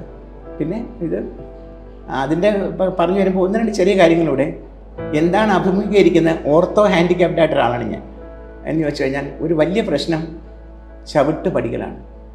ഒരു ഡെൻറ്റിസ്റ്റിനെ കാണാൻ പോകാൻ, ഒരു വൈദ്യശാലയിൽ പോകണമെങ്കിൽ, ഒരു തുണിക്കടയിൽ പോകണമെങ്കിൽ, ഒരു പലചരക്കടയിൽ പോകണമെങ്കിൽ എല്ലായിടത്തും പടികളാണ്. നിസ്സാര പൈസ മതി ഇത്. ഒന്നൊരു ചെറിയൊരു റാമ്പ് ഉണ്ടാക്കിയിട്ടാലേ അത് സിമെൻ്റ് തന്നെ ആകുമ്പോൾ അത് ഊരിപ്പോകുന്നില്ല. ആരെങ്കിലും ഇതൊന്ന് തള്ളി അങ്ങ് മൂടിക്കറ്റിയാൽ എനിക്ക് ഇഷ്ടമുള്ള സാധനങ്ങൾ എനിക്ക് തന്നെ തിരഞ്ഞെടുക്കാം. കൂടുതൽ സെയിലും കിട്ടും അവർക്ക്, മാർക്കറ്റിങ്ങിൻ്റെ രീതിയിലാണെങ്കിലും. പക്ഷേ അതെന്തുകൊണ്ടോ വളരെ വളരെ മന്ദഗതിയിലാണ് പോകുന്നത്. ഒന്ന്. രണ്ട്, ഞാനിപ്പോൾ ഹിന്ദുവാണ്. എനിക്ക് ക്ഷേത്രങ്ങളിൽ പോകുന്നത് വലിയ ഇഷ്ടമാണ്. ഞാൻ പോയിട്ടുള്ളൊരു സമയമുണ്ട്. ഇന്ന് എനിക്ക് ക്ഷേത്രങ്ങളിൽ പോകാൻ പറ്റില്ല. കാരണം ക്ഷേത്രങ്ങളിൽ ഇനി മുമ്പിൽ തന്നെ എന്നാൽ തന്നെ തൊഴാൻ പറ്റണമെന്നില്ല. ബലിക്കല്ല് അതൊക്കെ വേണ്ടത് തന്നെ ആചാരമാണ്, അത് മാറ്റാൻ പാടില്ല. പക്ഷെ അതിനപ്പുറത്ത് ഉള്ള ഒരു വെളിച്ചം പോലും നമുക്ക് കാണാൻ പറ്റില്ല. ഞങ്ങൾ ക്ഷമിക്കുന്നുണ്ട്. ഇപ്പോൾ ഗുരുവായൂർ ബുദ്ധിമുട്ടില്ല. എന്താ ഗുരുവായൂർ ബുദ്ധിമുട്ടില്ലാത്ത? ഉച്ചപൂജയ്ക്കൊക്കെ ഈ നടയടച്ച് തുറക്കുമ്പം ഇങ്ങനെ അറിയാമല്ലോ, രണ്ട് സൈഡിൽ നിന്നും ആളിൽ കയറുന്നതിന് മുമ്പ് ഏതാനും സെക്കൻഡുകൾ നമ്മളെപ്പോലുള്ള ആളുകളെ അവർ പുറത്ത് തന്നെ കൊടിമരത്തിനോട് നിർത്തും. അപ്പോൾ നമുക്ക് എന്താ പറയുക, അഗ്രേ പശ്യാമി, വ്യക്തമായിട്ട് ഭഗവാനെ നമുക്ക് കാണാൻ പറ്റും. എല്ലാ ദേവാലയങ്ങളിലും, ക്രിസ്ത്യൻ, ഇസ്ലാം, മുസ്ലിം ദേവാലയങ്ങളിലെല്ലാം തന്നെ ഈ ഒരു നീടിനെ പറ്റി ഇപ്പോൾ ഒരു ടോക്കുണ്ട്. അപ്പം അത് ഭൗതികമായിട്ടും മാത്രമല്ല, ആത്മീയമായിട്ടും അതൊരു ഇങ്ങനെ പല കാര്യങ്ങളിലും നമ്മൾ ഒരുപാട് മുമ്പോട്ട് പോകാനുണ്ട്. തീവണ്ടി കയറാനുള്ള ഇത് ഒരു ഒരു ഒരു ഒരു ഒരു പല കഥ ഇങ്ങനെ ഈ സൈഡിലൊന്ന് വെച്ച് കൊടുത്താൽ അത് ഊരിപ്പോകാതിരുന്നാൽ മതി. ഞാൻ കണ്ടിട്ടുണ്ട് ലണ്ടനിൽ നിന്ന് ഓക്സ്ഫോർഡിലേക്ക് പോകുന്ന ട്രെയിനിൽ. ഇങ്ങനെ ട്രെയിൻ വന്ന് നിൽക്കുമ്പോൾ തന്നെ അവർക്കറിയാം NR മേനോൻ ബുക്ക് ചെയ്തിരിക്കുന്നത് എവിടെയാണ്. അപ്പോൾ ഇങ്ങനെ ഒരു കൊളുത്തിൽ ഇങ്ങനെ ഞാൻ കാണിക്കുന്ന പോലെ ഒരു പലക, രണ്ട് ചെറിയ പെൺകുട്ടികൾ ഏതാണ്ട് വിംബിൾഡണിൽ ബോൾസ് പറക്കാൻ നടക്കുന്ന കുട്ടികളുടെ പോലെ ഇരിക്കും. ഇത് പെൺകുട്ടികളാണെന്നുള്ളതേ ഉള്ളൂ. അവർ പോയി കഴിഞ്ഞാൽ അവരവിടെ നമ്മളെ നോക്കി നിൽക്കില്ല, തല ഒണിച്ച് മാറി നിൽക്കുന്നുണ്ടോ. അപ്പോൾ വേറൊരാൾ വന്ന് നമ്മളെ തള്ളി അതിനകത്ത് കയറ്റും. അതിന് ഇനി ഇരിക്കാൻ നല്ല സ്പേസ് ഉണ്ട്. വണ്ടി വിട്ടു. അപ്പോഴത്തേക്ക് ഇത് ഊരിയങ്ങ് മാറ്റി സെക്കൻഡ് വെച്ച് അവന് ഓക്സ്ഫോർഡിൽ ചെല്ലുമ്പോൾ അവിടുത്തെ കണക്ട് ചെയ്യും. ഇതിനൊന്നും വലിയ പൈസയൊന്നും അങ്ങനെ വരുന്നില്ല. കൊച്ചിൻ സൗത്ത് റെയിൽവേ സ്റ്റേഷനിൽ ഞങ്ങളൊരു 3-4 വർഷം മുമ്പ് ഇങ്ങനെ പറഞ്ഞ് കുറേ വീൽ ചെയറുകൾ തന്നു. വെയിറ്റിംഗ് റൂമിലേക്ക് കയറാൻ ഇങ്ങനെ ഈ റാമ്പ്, റെയിൽവേ മാനേജറുടെ മുറിയിലേക്ക് കയറാനോ റാമ്പ്, അങ്ങനെ കുറേ സൗകര്യങ്ങളൊക്കെ. ബാത്റൂം പലപ്പോഴും ശുചിമുറിയൊക്കെ പലപ്പോഴും പൂട്ടിയിട്ടിരിക്കുക. സ്ത്രീകൾക്ക് പ്രത്യേകിച്ചും വയ്യാത്തവർക്ക്, ഈ ഓർത്തോ ഹാൻഡിക്യാപ്റ്റായിട്ടുള്ളവർക്കും കാഴ്ചയില്ലാത്തവർക്കും മടിയായിരിക്കും ചോദിക്കാൻ. അപ്പോൾ അത് തീവണ്ടി വരുന്ന സമയത്തൊന്ന് തുറന്നിടുക, ഇല്ലെങ്കിൽ ഇവരുടെ കൂടെ വരുന്ന എസ്കോട്ട് പറയുമ്പോൾ വലിയൊരു ഉപകാരമായിരിക്കും. ഇങ്ങനെ കൊച്ചു കൊച്ചു ശ്രദ്ധകൾ കൊണ്ടുവരികയാണെന്നുണ്ടെങ്കിൽ കേരളത്തിൽ വികലാംഗരുടെ പ്രശ്നങ്ങൾ, കേരളത്തിൽ മാത്രമല്ല ഇന്ത്യയിൽ ഞങ്ങളുടെ പഠനം നടത്തി, ഞങ്ങൾ ഓൾ ഓവർ ഇന്ത്യ ഒരു പഠനം നടത്തി. ഞങ്ങളുടെ ഗ്രൂപ്പാണ് ആദ്യം നടത്തിയത്. ഞാൻ സക്ഷമ വരുന്നതിന് തൊട്ട് മുമ്പായിരുന്നു. ഇപ്പോൾ സക്ഷമയുടെ പ്രോപ്പർട്ടി ആയിട്ടുള്ള ഇത്രയേ ഉള്ളൂ പറയാൻ. ഏതാണ്ട് 80 മുതൽ 85% വരെ ആളുകൾ ജോലിക്ക് പോകുന്നില്ല. എന്തുകൊണ്ട് ജോലിക്ക് പോകുന്നില്ല? വടക്കേ ഇന്ത്യൻ ഗ്രാമങ്ങളാണ് കൂടുതലും. അറിയാമല്ലോ, ഈ വടക്കേ ഇന്ത്യൻ ഗ്രാമങ്ങളിലൊക്കെ ജീവധമനിയാണ്, രക്തധമനിയാണ് തീവണ്ടി എന്ന് പറയുന്നൊരു സാധനം. തീവണ്ടി എന്ന് പറയുന്നത് വെറുതെ ഒരു യാത്രാ മാധ്യമം മാത്രമല്ല, അതൊരു രക്തധമനിയാണ്. അപ്പോൾ അത് വണ്ടി വരുന്നു, വണ്ടി പോകുന്നു, കയറാൻ നിവൃത്തിയില്ല, എടുത്തു പോക്കാനൊന്നും ആരും ഉണ്ടാവില്ല. അമ്മയും മോനും മാത്രമുള്ള വീട്ടിൽ അമ്മയ്ക്ക് തന്നെ വയസ്സായിട്ടുണ്ടാവും. അവർ നോക്കിയിരിക്കും. കാഴ്ചയില്ലെങ്കിൽ കാണാനും കൂടെ പറ്റില്ല. അതിപ്പോൾ ഞങ്ങൾ പുതിയ റെയിൽവേ മിനിസ്റ്ററോട് പറഞ്ഞിട്ടുണ്ട്. ഈ പുതിയ സ്റ്റേഷനുകളിലൊക്കെ വലിയൊരു പരിഷ്കാരം വരുന്നുണ്ടെന്ന് പറയും. അതിൻ്റെ കൂടെ ചെയ്യാവുന്ന മട്ടിലാണ് പറഞ്ഞിരിക്കുന്നത്. ഇങ്ങനെ പല കാര്യങ്ങളിലും നമുക്ക് ഒരു മാറ്റം ഉണ്ടാക്കാൻ സാധിക്കും. നമ്മൾ ഒന്ന് വികലാംഗരുടെ ഭാഗത്തും ഞാൻ ഉൾപ്പെടെയുള്ള വൈകല്യമുള്ളവരുടെ ഇപ്പോൾ ഡിഫറൻ്റ്ലി ഏബിൾഡ് എന്ന് പറയണം എന്നാണ് പറയുന്നത്. What is in A name എന്ന് ഷേക്സ്പിയർ ചോദിച്ചിട്ടുണ്ടെന്ന്. റോസിനെ ഇനിയിപ്പം എന്താ പറയേണ്ടത്, പാറക്കല്ലെന്ന് വിളിച്ചാലും റോസ് തന്നെ. അപ്പോൾ ഈ പേരിലൊന്നും ഒരു ഇല്ല. എന്തായാലും ഇപ്പം ഇങ്ങനെയുള്ള ആളുകളുടെ ഇങ്ങനെയുള്ള വിഷമങ്ങൾ ഒരല്പം അതിനകത്തൊന്ന് ശ്രദ്ധ കേന്ദ്രീകരിക്കുകയാണെങ്കിൽ അതിന് പരിഹാരം ഉണ്ടാക്കാൻ പറ്റും തീർച്ചയായിട്ടും. ഭാഗ്യത്തിന് ഈ കഴിഞ്ഞ 2-3 വർഷം കൊണ്ട് അതിനെപ്പറ്റിയൊരു അവബോധം പൊതുവെ ഇന്ത്യയിൽ വളർന്നിട്ടുണ്ട്, കേരളത്തിലും വളർന്നു വരുന്നുണ്ട്. ഇത് പറയാനുള്ള സന്തോഷമുണ്ട്. ഞാൻ കല്യാണം കഴിച്ചിട്ടുണ്ട്, അറേഞ്ച്ഡ് മാരേജ് തന്നെയായിരുന്നു. അതിൻ്റെ കൂടെ പറയാം, ഈ എന്തെങ്കിലും ഡിസബിലിറ്റി ഉള്ളവർ കല്യാണം കഴിക്കാൻ അല്ല ആരെങ്കിലും പെണ്ണ് കൊടുക്കുമോ അല്ലെങ്കിൽ ചെറുക്കനെ കൊടുക്കുമെന്ന് വെറുതെയാണ് കേട്ടോ. ധാരാളം പേരിപ്പം നമ്മളെ സോഷ്യൽ മീഡിയയിലൊക്കെ കാണുന്നു. എൻ്റെ ഒരു അറേഞ്ച്ഡ് മാരേജ് ആയിരുന്നു. പാലക്കാട് ഗ്രാമത്തിൽ നിന്നായിരുന്നു, പത്മിനി എന്നായിരുന്നു വൈഫിൻ്റെ പേര്. 10th വരെ പഠിച്ചിട്ടുണ്ട്. ചെറിയൊരു ആസ്മാറ്റിക് പ്രോബ്ലം ഉള്ളതുകൊണ്ട് കോളേജിൽ പോകാൻ കൂടുതലും മനഃശാസ്ത്രമാണ് പഠിക്കാൻ പറ്റുമെന്ന്. ഇവിടെ വന്നു പഠിച്ചു. ഇവിടെ തന്നെ ഈ വീട്ടിലൊരു മുറിയിൽ തന്നെ ഡേ കെയർ നടത്തിയിരുന്നു. 2 ആൺകുട്ടികളാണ് ഉള്ളത്. ഒരാൾ ബാംഗ്ലൂർ എൻജിനീയറിംഗ് കഴിഞ്ഞ് പോയതാണ്, മെറിറ്റിൽ തന്നെ ഗവൺമെൻറ് കോളേജിലാണ് പഠിച്ചത്. രണ്ടാമത്തെ ആൾ ബാബയുടെ യൂണിവേഴ്സിറ്റിയിലും അമ്മയുടെ യൂണിവേഴ്സിറ്റിയിലുമായിട്ട് വിദ്യാഭ്യാസം പൂർത്തിയാക്കി. MBA കഴിഞ്ഞു. അയാളിപ്പോൾ തൽക്കാലം ഒന്ന് വെളിയിലേക്ക് പോയിരിക്കുകയാണ്. കുറച്ചുകൂടെ ഒരു നല്ല ശമ്പളം കിട്ടുമെന്ന് നോക്കാൻ വേണ്ടിയാണ് പോയത്. പക്ഷെ അവരുടെ അമ്മ വിട്ടുപോയി. 51 വയസ്സായപ്പോഴത്തേക്കും പെട്ടെന്ന് കാർഡിയാക് മയോപ്പതി എന്നാണ് പറയുക. ഹൃദയ സംബന്ധമായൊരു ഡോക്ടർ പറഞ്ഞ ഒരു 50,000 പേരിലോ മറ്റോ ഒരാൾക്കാണ് ഇത് വരിക. മെഡിക്കൽ മാനേജ്മെൻറ്റ് കൊണ്ട് നമുക്ക് ശരിയാക്കാമെന്നാണ്. പക്ഷേ മെഡിക്കൽ മാനേജ്മെൻറ്റിന് ശരിയായില്ല. പിന്നെ ഹാർട്ട് മാറ്റി വയ്ക്കണം. അത് ചിന്തിക്കാൻ പോലും ഇപ്പം ചെയ്യുന്നുണ്ട്. ഇത് 16 വർഷം മുമ്പാണ്. അവിടെ പോയി കഴിഞ്ഞ് 2 വർഷം കഴിഞ്ഞാണ് ഞാൻ ഏതാണ്ട് പൂർണ്ണമായിട്ടും, അത് ഞാൻ എൻ്റെ കൂടെ പറയുന്നുള്ളതേ ഉള്ളൂ, വീൽ ചെയറിലായത്. അപ്പോൾ വീൽ ചെയറിൽ അത് എനിക്കൊരു ചലഞ്ചും കൂടെ ആയിരുന്നു. പോയ ദുഃഖം അതൊക്കെ തീർച്ചയായിട്ടും നമ്മുടെ ലൈഫ് പാർട്ട്ണർ പോകുന്നു. എനിക്ക് തോന്നുന്നു ഒരാൾ വിവാഹം കഴിച്ചു കഴിഞ്ഞാൽ ഒരു ഭാര്യയുടെ ആയാലും ഭർത്താവിൻ്റെ ആയാലും സാമീപ്യം, സേവനം എന്നുള്ള വാക്ക് ഒരുതരം ജോലി എടുപ്പിക്കൽ എന്ന് വ്യാഖ്യാനിക്കപ്പെടും. അതുകൊണ്ട് അങ്ങനെ പറഞ്ഞില്ല. സാമീപ്യം കൂടുതൽ വേണ്ടത് പ്രായം മുമ്പോട്ട് പോകും. തീർച്ചയായിട്ടും ഇല്ലേ?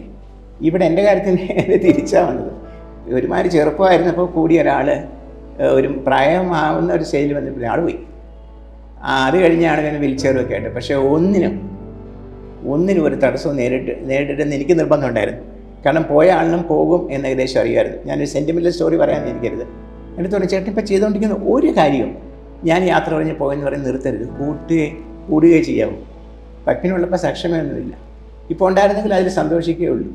സക്ഷമയുടെ ഓരോ ആക്ടിവിറ്റിക്ക് ഇറങ്ങുന്നതിന് മുമ്പ് ഞാൻ 2 പേരെ ധ്യാനിക്കാറുണ്ട്. ഒന്നെൻ്റെ ഗുരുവിനെ, പിന്നെ അവളുടെ മുഖം. കാരണം ആ ഒരു ബ്ലെസ്സിങ്, ഇതൊക്കെ ചില നമ്മുടെ വിശ്വാസങ്ങളാണ്, പൊട്ട വിശ്വാസങ്ങളായിരിക്കും എന്തായാലും. അങ്ങനെ മൂത്തമ്മേൻ്റെ കല്യാണം കഴിഞ്ഞ് അവന് 8 വയസ്സുണ്ട്, കുഞ്ഞുണ്ട്. ഇവിടെ കൗൺസിലിംഗ് ചെയ്യാറുണ്ട്. ഞാൻ റോമിലൊരു സ്കോളർഷിപ്പിൽ, ഞാനത് പറഞ്ഞില്ലെന്നേ ഉള്ളൂ, ഇന്ത്യയിൽ നിന്ന് 2 പേര് പഠിച്ചതിൽ ഒരാൾ ഞാനായിരുന്നു. ജോൺ പോൾ മാർപ്പാപ്പ പോപ്പായിരുന്നപ്പോഴേ ഈ കത്തോലിക്കരല്ലാത്ത ക്രിസ്ത്യൻസ്, ഹിന്ദുസ്, മുസ്ലിംസ് അങ്ങനെ ചിലർക്ക് സ്കോളർഷിപ്പ് കൊടുക്കും. കാശും തരിയില്ല.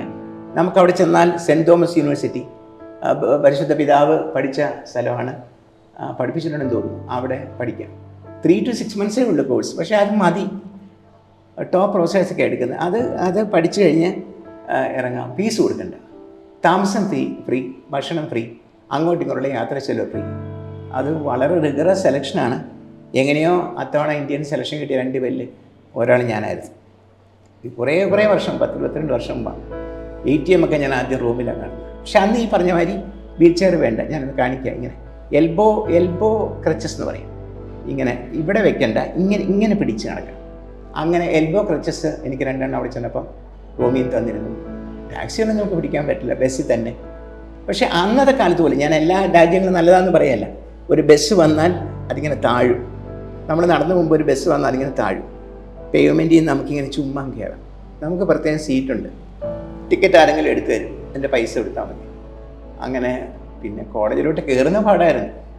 Rome is a city of 7 hills എന്ന് കേട്ടിട്ടില്ലേ? 7 കുന്ന് കണ്ട കുറേ പൊക്കത്തിലാണ്. അതങ്ങ് കയറും. പണ്ട് ഫാത്തിമ കോളേജ് കയറിയ അനുഭവം ഒരു ബാങ്ക് ബാലൻസായിട്ട് നിൽക്കുന്നുണ്ട്. കയറാൻ ബുദ്ധിമുട്ടില്ല. ഞാൻ നന്ദിപൂർവ്വം ഓർക്കും, ആ സീനിയർ പ്രൊഫസറായിരുന്ന അദ്ദേഹം കണ്ടാൽ നമ്മൾ ഈ ഫോട്ടോയിലൊക്കെ ജീസസ് ക്രൈസ്റ്റിനെ കാണുന്ന പോലെ ഡൊമിനിക്കൻ പ്രീസ്റ്റായിരുന്നു. അദ്ദേഹത്തിന് എന്നോട് വലിയ സ്നേഹമായിരുന്നു. അദ്ദേഹം ആദ്യ ദിവസം തന്നെ പറയും, നോക്കൂ, ഇന്ത്യയിൽ നിന്ന് ഒരാൾ പറഞ്ഞിരിക്കുന്നു, നമ്മളെ പഠിപ്പിക്കേണ്ട ആൾ നമ്മൾ പറയുന്ന മനഃശാസ്ത്രം. ഞാൻ വിശ്വസിക്കാൻ ഇത് കേട്ട പ്രയാസമാണ്. അദ്ദേഹം എന്തൊരു മനഃശാസ്ത്രം കൂട്ടി, നമ്മുടെ ഉപനിഷത്തിൽ നിന്നും ഗീതയിൽ നിന്നും ഒക്കെ എടുത്ത മനഃശാസ്ത്രപരമായ കാര്യങ്ങൾ കൂട്ടി വരുന്നു. എന്നിട്ട് പറഞ്ഞു, mister Menon, I am positively sure that you also are not aware of any of these things. Mister Menon, നിങ്ങൾക്ക് തന്നെ ഞാൻ ഈ പറഞ്ഞ കാര്യങ്ങൾ പലതും അറിയുന്നുണ്ടാവില്ല. ഞാൻ അറിയില്ല. അതാണ് നിങ്ങൾ ആദ്യം നിങ്ങളുടെ സംസ്കാരം പഠിക്കണം. ഇവിടെ ഞാൻ പറയും, മനഃശാസ്ത്രം പഠിക്കാനാവുന്ന ക്രിസ്ത്യൻ തിയോളജി വേണ്ട പാടുന്നു. അല്ല, വലിയ സ്നേഹമായിരുന്നു. 3 മാസം കൊണ്ട് ഞാൻ പൂർത്തിയാക്കി. 10 മാർക്കാണ്, 10ൽ 10ഉം കിട്ടി. അങ്ങനെ എനിക്കൊരു ക്വാളിഫിക്കേഷൻ ഉണ്ട്. ഞാൻ ഒരു കാര്യം കൂടെ പറയട്ടെ, അത് പറഞ്ഞില്ല, നന്ദികേടാണ്. ഈ കടം ഞാനെങ്ങനെ വീട്ടുക? ഒരു ഹിന്ദുവായ എനിക്കൊരു സ്കോളർഷിപ്പ് വന്ന് എന്നെ കൊണ്ടുപോയി എനിക്ക് പഠിക്കാനുള്ള എല്ലാ സൗകര്യങ്ങളും ചെയ്തു തന്നു. അയ്യോ, അതിനിടയ്ക്ക് പറഞ്ഞില്ല, അദ്ദേഹത്തിന് ഓഡിയൻസ് കിട്ടി കേട്ടോ. 5-10 സെക്കൻഡാണ് കിട്ടുക. ആളുകൾ നിരന്നിരിക്കുന്നതിനിടയ്ക്കൂടെ പിതാവ് ഇങ്ങനെ പോകും, വയ്യ, വിറയ്ക്കുന്നൊക്കെ ഉണ്ട് കൈ. അപ്പം വീൽ ചെയറിലുള്ളവർക്ക് എപ്പോഴും പ്രിഫറൻസാണ്, എവിടെയും പ്രിഫറൻസാണ്. 3-4 പേരേ ഉള്ളൂ. അപ്പം ഞാൻ തന്നെ ആയിരുന്നു മുമ്പിൽ, ഇന്ത്യയല്ലേ. അപ്പം ഈ ശ്രീകൃഷ്ണൻ ഗീത ഉപദേശിക്കുന്ന ഇതുണ്ടല്ലോ, അർജുനൻ തിരിഞ്ഞിരിക്കുന്നു, ആ രഥത്തിൻ്റെ ഒരു സംഗതി എൻ്റെ അടുത്തുണ്ടായിരുന്നു. അത് ഞാൻ കൊടുത്തു. പിതാവത് മനസ്സിലാക്കി. പിതാവത് വിറയ്ക്കാൻ കൈവിട്ട് വാങ്ങിച്ചിട്ട് 2 വാക്കുകൾ പറഞ്ഞ് എങ്ങനെയാണ് മറക്കാൻ പറ്റുക മരണം വരെ? ഹിന്ദു ഇന്ത്യ എന്ന് പറഞ്ഞു. പിടികിട്ടിയല്ലോ. ഹിന്ദു ഇന്ത്യ എന്ന് പറഞ്ഞാൽ ബഹുമാനപ്പെട്ട ഇത് കേൾക്കുന്നവർക്ക്, സുഹൃത്തുക്കൾക്ക് മനസ്സിലാവും, കാണുന്നവർക്ക്, നീ ഹിന്ദു അല്ലേ, നീ ഇന്ത്യയിൽ നിന്നല്ലേ. അത് വാങ്ങിച്ചു. അപ്പോൾ തന്നെ വാങ്ങിക്കാനൊക്കെ ആളുണ്ട്. വിറയ്ക്കുന്ന കൈകൊണ്ട് തലയിലൊന്ന് തൊടുകയും ചെയ്തു. സെയിൻറ്റ് പീറ്ററിൻ്റെ മോതിരം ഇട്ട കൈയാണ്. അത് എൻ്റെ തലയിൽ വയ്ക്കാൻ പറ്റണം. ഫോട്ടോ ഒന്നും കിട്ടിയില്ല. പിന്നെ അത് അല്ല, അങ്ങനെ പറയുമായിരുന്നു. അപ്പം ഇതുകൂടെ കഴിഞ്ഞപ്പോൾ അവർ പറഞ്ഞു, നിങ്ങൾക്ക് വേണമെങ്കിൽ 4 മാസം വരെ നിൽക്കാം, സ്ഥലമൊക്കെ കാണാം, അതിൻ്റെ ചിലവ് ഞങ്ങൾ നോക്കിക്കോളാം. ഞാൻ പറഞ്ഞു, അതൊന്നും പറഞ്ഞിട്ടില്ല സർ. മൈക്കൽ ഫിറ്റ്സ്റോൾഡായിരുന്നു എൻ്റെ ചീഫ്. ഞാൻ പറഞ്ഞു, സാർ പോകണം, ജോലി കഴിഞ്ഞാൽ അടുത്ത ഫ്ലൈറ്റിന് എന്നെ ഒന്ന് കയറ്റി വിട്ടേക്കും. ബട്ട് അവൽ യു ഗോ എലോൺ, എങ്ങനെ ഒറ്റയ്ക്ക് പോകും? ഞാൻ പറഞ്ഞു, ഒറ്റയ്ക്കല്ലേ സാർ വന്നത്, ഒറ്റയ്ക്ക് തന്നെ പോകും, ഇടയ്ക്കിടയ്ക്ക് ട്രാൻസിറ്റ് ഉണ്ട്. അന്ന് പിന്നെ ഈ വീൽ ചെയർ ഉപയോഗിക്കുന്നുണ്ടെങ്കിലും കൂടുതലും മറ്റേതാണ്. എയർപോർട്ടിൽ അന്നും വീൽ ചെയർ തരും. അങ്ങനെ ഞാൻ പഠിച്ചിട്ടുണ്ട്. സോറി, പറഞ്ഞ കടം വിട്ടെന്ന് എങ്ങനെ അറിയാം, ഒരു ബോർഡ് പോലും ഇവിടെ വെച്ചിട്ടില്ല. ഇടയ്ക്കൊരു ബോർഡ് ഉണ്ടായിരുന്നു, പിന്നെ അത് കാറ്റും മഴയും കൊണ്ടുപോയി. ബോർഡ് വേണ്ട, ആൾ വരാറുണ്ട്. 1 രൂപ വാങ്ങിയിട്ടില്ല, ഒരു പേന ഒരാളുടെ അടുത്ത് വാങ്ങിയിട്ടില്ല, സത്യം, ഇന്ന തീയതി വരെ. കാരണം ഒരു ഹിന്ദുവായി എനിക്ക് ഒരു എന്ത് പറഞ്ഞാലും വിദ്യയല്ലേ തന്നത്, അതൊരു ഡോക്ടറേറ്റ് ഒന്നും അല്ല, എന്തായാലും ഒരു വിദ്യ എനിക്ക് തന്നതല്ലേ. അതുകൊണ്ട് അതിന് ഞാൻ പകരം കടം വീട്ടി കഴിഞ്ഞെന്ന് എനിക്ക് തോന്നുന്നു, വർഷങ്ങളായി. പക്ഷേ ഇപ്പോഴും ഞാനൊന്നും വാങ്ങാറില്ല. ചിലപ്പോൾ സൈക്കാട്രിസ്റ്റ് ആയിട്ടുള്ള ആളുകൾ എന്നെ ഡോക്ടേഴ്സ് ആയിരിക്കും, അവരെന്നെ ഇച്ചിരി തമാശ വേണ്ടി പറയും. മേനോൻ സാറും എന്നെ പ്രത്യേകിച്ച് പണിയൊന്നും ഇല്ലായിരിക്കല്ലേ. പിന്നെ മേനോൻ സാറിന് ഇഷ്ടം പോലെ സമയമുണ്ട്, ഒരുമാതിരിയൊക്കെ നന്നായിട്ട് വർത്താനം പറയാനും അറിയാം, മനഃശാസ്ത്രം അറിയാമെന്നുള്ളതിന് കൂടുതൽ. അപ്പോൾ നിങ്ങൾ മേനോൻ സാറിനെ പോയി കാണാൻ അഡ്രസ്സ് കൊടുക്കും, അങ്ങനെ വിളിച്ചിട്ട് വരും, ഞങ്ങളൊന്ന് വന്നോട്ടെ എന്ന് ചോദിക്കും. അങ്ങനെ കുറേ പേർക്ക് അതും ഒരു ട്രെയിനിങ് ഉണ്ട്. 24 വർഷം കേരളത്തിൽ കാര്യമായ ഫീസൊന്നും വാങ്ങിക്കാതെ LLB എൻട്രൻസിന് വക്കീൽ പരീക്ഷ പാസ്സാവാത്ത എന്നെപ്പോലെ ഒരാൾ ലീഡ് ചെയ്ത്. ഞാൻ വക്കീലല്ല, ഞാൻ LLB അല്ല, ഉഴപ്പിട്ട എടുക്കാമായിരുന്നു. എങ്കിലും നമ്മൾ പഠിപ്പിച്ച കുട്ടികൾ പലരും ഉണ്ട്, വക്കീലന്മാരായവരുണ്ട്, ജോലിക്ക് പോയവരുണ്ട്. മതി, ഒരു 5-6 പേരേ ഉള്ളൂ. ആ 5-6 പേര് മതി. ഉപ്പന്തിനധികം എന്നൊക്കെ ചോദിക്കുന്നുണ്ട് എവിടെ എന്ന് പറഞ്ഞു. ഇവർ 5-6 പേരും മതി. പട്ടാമ്പി, കായംകുളം, ചെർപ്പുളശ്ശേരി എന്നൊക്കെയാണ് വീക്കെൻഡ് അവർ വരും. ഇപ്പം പിന്നെ ഓൺലൈനും ഉണ്ടല്ലോ, പൊതുവേ നല്ല റിസൾട്ടാണ്. പക്ഷെ ഞങ്ങളത് നിർത്തി. അവിടെ പറയാണ്, അതൊരു സങ്കടമാണെങ്കിലും അല്ല, എപ്പോഴാണ് തുടങ്ങാം. 23-ാമത്തെ 2023 25 വർഷമായി സിൽവർ ജൂബിലി. ഇതായിട്ട് നിർത്തേണ്ട സാറേ എന്ന് പിള്ളേർ പറഞ്ഞു. പക്ഷേ കൊണ്ടു നടക്കാനുള്ള ബുദ്ധിമുട്ട് എന്താണെന്ന് ചോദിച്ചാൽ, പറയുന്നത് ശരിയാണെന്ന് എനിക്കറിഞ്ഞൂടാ. ഈ പ്രൈവറ്റ് ലോ കോളേജുകൾ ഒരുപാട് കൂടിയതോടുകൂടി അഡ്മിഷൻ ഒരു വലിയ പ്രശ്നമല്ലാതായി മാറി. ആലോചിച്ചാൽ മതി എന്താണ്. അപ്പം നമ്മൾ ഈ പാടുപെടുന്നതിന് വലിയൊരു പ്രാധാന്യമില്ലത്. അവർ എവിടെയെങ്കിലും എൻട്രൻസ് ലിസ്റ്റിൽ ഒരു പേര് വന്നാൽ അഡ്മിഷൻ ഉറപ്പായി. പിന്നെ കേരളത്തിന് പുറത്ത് ഇഷ്ടം പോലെ ലോ കോളേജുണ്ട്. ഒക്കെ പൂട്ടിക്കിടക്കാനാണ് പറയുന്നത്, എഞ്ചിനീയറിംഗ് കോളേജൊക്കെ പൂട്ടിക്കിടക്കുന്നവർ. എന്തായാലും അപ്പം ഞങ്ങൾക്കത് പറ്റില്ല. നമ്മൾ ചെയ്യുമ്പോൾ അതൊരു സമർപ്പണത്തിലാണ്. അല്ല, ഇനിയും ചിലപ്പോൾ പടയും കൂടുന്നില്ല. പിന്നെ ഫീസ് ഒന്നും വാങ്ങിക്കാതെ 30,000 വാങ്ങിക്കുന്നിടത്ത് 3,000 വാങ്ങിക്കുമ്പോൾ നമ്മളെ കൊണ്ട് കൊള്ളാഞ്ഞിട്ടാണെന്നും ചിലപ്പോൾ ഒരു ഇമ്പ്രഷൻ വരാം. ഇല്ലേ, ചുരുങ്ങിയ ഫീസ് വാങ്ങിക്കുന്ന ഡോക്ടറെടുത്ത് ആൾ ചിലപ്പോൾ കുറവായിരിക്കും എന്നൊക്കെ പറയുന്നുണ്ട്. ഇവിടെ അതാണെന്നും ചിലപ്പോൾ ഞങ്ങളുടെ പഴയ പിള്ളേർ പറയാറുണ്ട്. എന്തായാലും കുറേ പേര്, എനിക്ക് നമ്പറൊന്നും പറയാൻ അറിഞ്ഞൂടെ, ക്ഷമിക്കണം, കുറേ പേര് വക്കീലന്മാരായിട്ടുണ്ട്, പ്രാക്ടീസ് ചെയ്യുന്നവരുണ്ട്. കുറേ പേര് LLB കഴിഞ്ഞ് ജോലിക്ക് പോയവരുണ്ട്. അങ്ങനെ ഒരു ടീം തന്നെ ഉണ്ട്. കറക്റ്റ് നമ്പർ പറയാൻ അറിഞ്ഞൂടെ, എങ്കിലും വിളിച്ചാൽ അത്യാവശ്യം ഉണ്ടെങ്കിൽ വരുന്നൊരു 30 പേരെങ്കിലും ഉണ്ട്. അത് കാസർഗോഡ്, തിരുവനന്തപുരമുണ്ട്. കാരണം അവർക്ക് ഇവിടുന്ന് ഒരു ബോണ്ടിങ് കിട്ടിയിട്ടുണ്ട്. അതങ്ങനെ പെട്ടെന്ന് അഴിയുമെന്ന് തോന്നില്ല. ഈ കാലത്തിനെ പറ്റിയൊക്കെ കുറ്റം ഞാനും പറഞ്ഞെങ്കിലും സ്നേഹമുള്ള ഒരുപാട് പേരുണ്ട്. പൊതുവേ വിദ്യാർത്ഥികൾ ഫാദർ എസ് മഞ്ചിൽ മാതൃഭൂമിയിൽ പണ്ടെഴുതിയിരുന്നപ്പോഴും വിദ്യാർത്ഥികളെ സ്നേഹിക്കാം, കാരണം അവർ നല്ലവരാണ്. വിദ്യാർത്ഥികളെ സ്നേഹിക്കാം, കാരണം അവർ നല്ലവരാണ്. അതൊരു പെട്ടെന്ന് ഇപ്പോൾ ഓർത്തു പോയതാണ്. അത് അക്ഷരം പ്രതി ശീലിക്കുന്നൊരു ടീം ഞങ്ങൾക്ക് നേരത്തെ പറഞ്ഞ് ഞാനും എൻ്റെ കൂട്ടുകാരും ഉണ്ട്. അപ്പോൾ ആ സ്നേഹം തിരിച്ചു കിട്ടുന്നുണ്ട്. ഞാൻ അവരോട് പറയും, നിങ്ങളിപ്പം മിടുക്കന്മാരായ വക്കീലന്മാരെ അത്യാവശ്യം കേസൊക്കെ കിട്ടിയത് ഒരു പുണ്യം കൊണ്ടല്ലേ. ആ പുണ്യം നിങ്ങളെ ഞങ്ങളൊക്കെ കടന്നു പോകുമ്പോഴും നിങ്ങളെ അനുധാവനം ചെയ്യട്ടെ. അങ്ങനെ ഇത്തവണ ഏതായാലും എടുത്തില്ല, അടുത്ത വർഷം അവർ സമ്മതിക്കുമെന്ന് തോന്നുന്നില്ല. ഇതിപ്പോൾ കേൾക്കുന്ന സഹോദരി സഹോദരന്മാർ ഇതെങ്ങനെ അറിയാം? ഏതെങ്കിലും 1-2 ന്യൂസ് പേപ്പറിൽ പരസ്യമായിട്ടല്ല, ഒരു വാർത്ത പോലെ കൊടുത്താൽ ഇതിന് സത്യാവസ്ഥ അവർ അന്വേഷിക്കും. എങ്ങനെയാണ്, എത്രയാണ് നമ്മളൊരു സിറ്റിംഗ് ഫീസ് വാങ്ങിക്കുന്നത്, അത് വളരെ റീസണബിളാണെന്ന് അറിയാവുന്നതുകൊണ്ട് ന്യൂസ് വരും. ഈ ന്യൂസ് കണ്ടിട്ടാണ് ആൾ വരുന്നത്. ഒരു സന്തോഷം കൂടെ, ചോറ് കൊടുക്കാൻ പോയിട്ട് ഇന്ന് തീയതി ഒരു പ്രശ്നം ഉണ്ടായിട്ടില്ലെന്ന് ഞാൻ പറഞ്ഞല്ലോ. എൻ്റെ വീട്ടുകാരൻ എന്നെ വാൺ ചെയ്തിട്ടുണ്ട്. ഡ്രഗ്സ് കഴിച്ചവരുണ്ടാവും, കള്ള് കുടിച്ച് മത്ത് കുടിച്ചവരുണ്ടാവും. ഇവരുടെ ഡ്രഗോട്ടൊക്കെ അങ്ങനെ ഇറങ്ങി ചെന്ന് കഴിഞ്ഞാൽ ചോറെങ്ങാനും കൊണ്ടുപോയി തീർന്നു പോയിട്ടുണ്ട്. അവർ പൊക്കോ എന്നാണ് പറയും. പൊക്കോളൂ, ഇനി നിങ്ങൾ മാത്രമൊന്നുമല്ല, അത് നമ്മൾ അറിയിക്കുന്നുണ്ട് കമൻറ്റ്. ഇതേ കുറച്ച് കഴിഞ്ഞ് ചെറുപ്പക്കാരും സ്കൂട്ടറിൽ വരും. ഇത്രയും ഒന്നും വിഭവങ്ങളൊന്നും ഉണ്ടാവും എന്ന് പറയാം. എന്നാലും ചോറല്ലേ സാറേ എന്ന് പറയും. അപ്പം നമ്മുടെ കണ്ണ് നനഞ്ഞു പോകും. കാരണം അത്ര മര്യാദയായിട്ടാണ് പെരുമാറുന്നത്.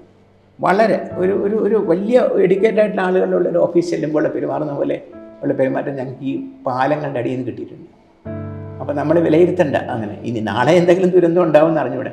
പോലീസ് ഇടയ്ക്ക് ഇപ്പോൾ ചെക്കിങ്ങൊക്കെ ഉണ്ട്. ഞാൻ സാർ ഒന്നുമില്ല സാർ, എന്തെങ്കിലും പ്രശ്നം ഉണ്ടെങ്കിൽ വയ്യാത്ത ഒരാളെന്നുള്ളത് ഞാൻ ആദ്യം പറയില്ല. നിങ്ങൾ കൊണ്ടേ പഠിക്കുമെന്ന് പറയും. ഞാൻ ആരെയും കുറ്റം പറയല്ല. കൊണ്ടേ പഠിക്കുമെന്ന് പറഞ്ഞാൽ ഞാൻ പറഞ്ഞു ഞാനത് വിശ്വസിക്കുന്നില്ല. സാറിന് വേണമെങ്കിൽ ഓട്ടോ ഡ്രൈവറോട് ചോദിക്കാം, അദ്ദേഹത്തിന് കുറച്ചുകൂടെ കാര്യങ്ങൾ അറിയാം. ഭൂമിയായിട്ട് കൂടുതൽ ഇടപെടുന്ന ആളാണ്, ഞാനതല്ലല്ലോ. അപ്പം അദ്ദേഹം പറയും ഈ മനുഷ്യൻ പറഞ്ഞത് ശരിയാണ്, ഞങ്ങളോട് എന്ത് ബഹുമാനമാണ്, ഞങ്ങളോട് എന്ത് സ്നേഹമാണ്.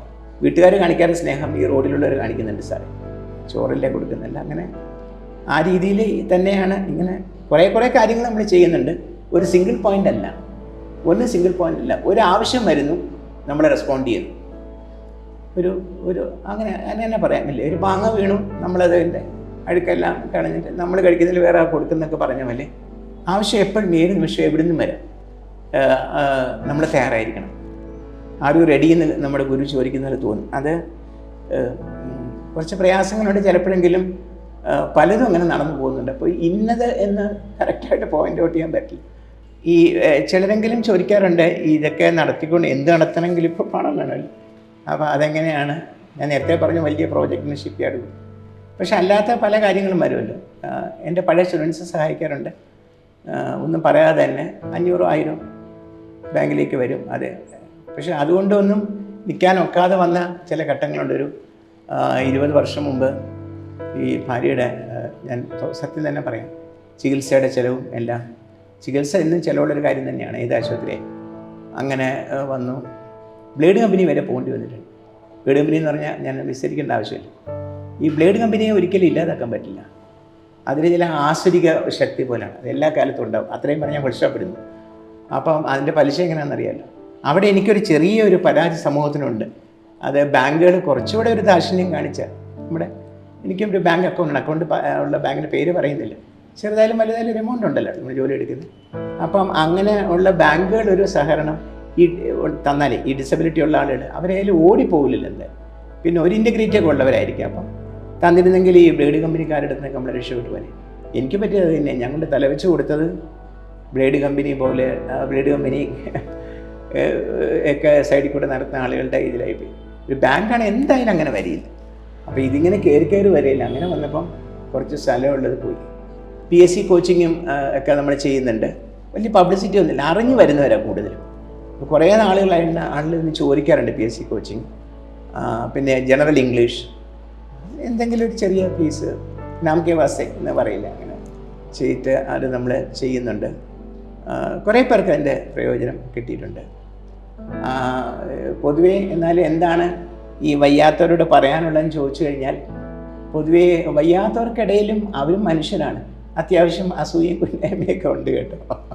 ഇപ്പോൾ എന്നെക്കാട്ടി മിടുക്കാനായിട്ടൊരു ഓർത്തോ ആളിനെ കണ്ടു കഴിഞ്ഞാൽ, ഇല്ലെങ്കിൽ 33 വയസ്സിൽ 33 വയസ്സിൽ PhD കിട്ടിയ ഒരു മോളെ പരിചയപ്പെടുമ്പോൾ, ഗവൺമെൻറ് കോളേജിൽ അസിസ്റ്റൻറ്റ് പ്രൊഫസറായി ജോയിൻ ചെയ്ത് കഴിഞ്ഞു, എന്തായിരിക്കും ഞാൻ വിചാരിക്കാം? 33 വയസ്സിൽ ഇവിടെ 20 ഇട്ടിട്ട് എനിക്ക് നടന്നില്ലല്ലോ എന്ന് അങ്ങനെ വിചാരിക്കാനെന്നാണ് എനിക്ക് എൻ്റെ ഒരു എളിയ അപേക്ഷ ഭിന്നശേഷി സഹോദരന്മാരോടുള്ളത്. നമ്മൾ സന്തോഷിക്കാൻ വേണ്ടത്. നമുക്ക് സാധിക്കാത്ത കാര്യങ്ങൾ ഇപ്പോൾ ടെക്നോളജി ഒരുപാട് ഉയർന്നു, ഓൺലൈനിലൊക്കെ സർക്കാരും എന്ത് പറഞ്ഞാലും, പ്രത്യേകിച്ചും കേന്ദ്ര ഗവൺമെൻറ് ഒരുപാട് സ്കീംസ് വരുന്നുണ്ട്. അപ്പം അങ്ങനെ വിചാരിക്കരുത്. നമുക്കും ചവിട്ടുപടികളുണ്ട്, നമ്മൾ കയറിയാൽ മതി. വീഴുമെന്ന് പേടിച്ച് കയറിയാൽ വീണാൽ തന്നെ കേട്ടോ. അങ്ങനെ ഉണ്ടല്ലോ, പേടിച്ച് കയറിയാൽ വീണ് ഉറപ്പാണ്. നമ്മളങ്ങ് കയറുക, എല്ലാം നോക്കി കണ്ടുമൊക്കെ വേണം കയറാൻ. വീഴില്ല, എന്നാലും വീണാലോ അങ്ങനെ ഉണ്ടാവില്ല. ഞാനൊരു ചെറിയ കാർ ഓടിച്ചിരുന്നതാണ്, മാരുതി. എൻ്റെ ഓർമ്മ വെച്ചിട്ടുണ്ടെങ്കിൽ KCF 6318, ഒരു മാരുതി 800 ആയിരുന്നു. 10-18 വർഷം ഞാനത് ഓടിച്ചത്. ഞാനത് ഓടിച്ച് കുട്ടപ്പുറത്തിൽ പോയിട്ടുണ്ട്, ബാംഗ്ലൂർ പോയിട്ടുണ്ട്. ഈ സേവന പ്രവർത്തനങ്ങൾക്കെല്ലാം വലിയൊരു സഹായമായിരുന്നു ആ കാർ. സേവന പ്രവർത്തനങ്ങൾക്ക് മാത്രമല്ല, ഒരു സംഗതി കഴിഞ്ഞ് വരുമ്പോഴായിരിക്കും ഭാര്യ പറഞ്ഞു ഉപ്പ് തീർന്നു പോയി, പഞ്ചസാര തീർന്നു പോയി, ഇല്ലെങ്കിൽ കുട്ടിക്ക് എന്തെങ്കിലും വാങ്ങിക്കണം, ഉടനെ പോയി. പിന്നെ പരിചയമുള്ള കടയിടാകുമ്പോൾ ഓണടിച്ച് അയാൾ കൊണ്ട് തരുമല്ലോ. ഒരുപാട് കാര്യങ്ങൾ. ജനിക്കാതെ പോയ എൻ്റെ ഒരു പുത്രനായിരുന്നു ആ കാറെന്ന് ഞാൻ പറയാം. എൻ്റെ മൂന്നാമത്തെ മകനായിരുന്നു, എൻ്റെ മൂത്ത മകനായിരുന്നു കാർ. 1988 എൻ്റെ ഓർമ്മ ശരിയാണെങ്കിൽ. എത്ര വർഷം ഓടിച്ചോന്ന് എനിക്കറിയില്ല. പിന്നെ അത് കഴിഞ്ഞാൽ കാർ മോശമായി. ട്രാൻസ്മിഷൻ ഓട്ടോമാറ്റിക് ആയിരുന്നു. ഗവൺമെൻറ് ഓഫ് ഇന്ത്യയുടെ തന്നെ ഒരു സ്കീമായിരുന്നു. അങ്ങനെ ട്രാൻസ്മിഷൻ മോശമായി, ഓടിക്കാൻ പേടിയായി, ഇടയ്ക്ക് വഴിക്ക് നിന്നു. അപ്പോഴാണ് ഞാൻ പേര് പറയുന്നില്ല, ഫോട്ടോ വെച്ചിട്ടുള്ള ചെറുപ്പക്കാരൻ എന്നെ വന്ന് കണ്ട് പറഞ്ഞു തരുമോ. അദ്ദേഹത്തിനെ ഈ വീട്ടിലേക്ക് എടുത്തുകൊണ്ടാണ് വന്നത്. അദ്ദേഹത്തിന് 2 ബ്രദേഴ്സ്, നല്ല സുന്ദരനായ മെലിഞ്ഞൊരു ചെറുപ്പക്കാരൻ. അങ്ങനെ പറയാൻ കാര്യം അതുകൊണ്ടാണ് അദ്ദേഹത്തിന് എടുക്കാൻ പറ്റിയത്. ഒരു ഡീറ്റെയിൽസ് പറയാതെ പറയുന്നതുകൊണ്ട് പാപമൊന്നുമില്ല. ഒരു മെഡിക്കൽ നെഗ്ലിജൻസ് മൂലം 10ാം ക്ലാസ്സിൽ പഠിക്കുമ്പോൾ ആ മോൻ വയ്യാതെ വന്നതാണ്. അപ്പോൾ ഇങ്ങനെ ഈ കാർ ഇങ്ങനെ ചിലപ്പോൾ കൊടുത്തേക്കുമെന്ന് പറഞ്ഞു. കാറ് അയാൾ തിരിച്ചെൻ്റെ കാറിനൊക്കെ കീയും കൊണ്ടാണ് പോയത്. അത് വലിയ ത്യാഗമൊന്നുമില്ല. ഞാൻ ഏതായാലും കൊടുക്കണമെന്ന് വെച്ചിരുന്നാൽ എന്ത് വില കിട്ടും. ഇത് ഇങ്ങനത്തെ ഒരു സ്പെഷ്യൽ കാറാണെന്നൊക്കെ പറഞ്ഞാൽ ചില മുതലാളിമാരുണ്ട്, അറിയുമല്ലോ, വലിയ കാർ ഷെഡുകളുണ്ട് അവരുടെ മുറ്റത്ത്. ഈ പല ടൈപ്പ് കാറുകൾ ഇങ്ങനെ നിരത്തി വെച്ചിട്ടുണ്ട്. ഉണ്ടങ്ങനെ കേരളത്തിൽ ചില സ്ഥലങ്ങളിൽ. അങ്ങനെയുള്ളവർക്ക് വല്ലതും കൊടുക്കാമില്ലേ? ഞാൻ പറയും മോൻ പറഞ്ഞാൽ മതി. അപ്പോൾ അയാളുടെ ഒരു ചെറിയ എമൗണ്ട് പറഞ്ഞു. അതിന് 2 ഇൻസ്റ്റാൾമെൻ്റ് ആയിട്ട് അതൊക്കെ കൊടുത്തു. അറിയാമല്ലോ, നമ്മുടെ ഈ നാട്ടും പുറത്തും ഈവൻ എറണാകുളത്തൊക്കെ തന്നെ അവിടെ ഇവിടെ മുക്കിലും മൂലയിലും അറിയപ്പെടാത്ത ചില വിദഗ്ധരായ മെക്കാനിക്സ് ഉണ്ട്. ശരിയല്ലേ ഞാൻ പറഞ്ഞു?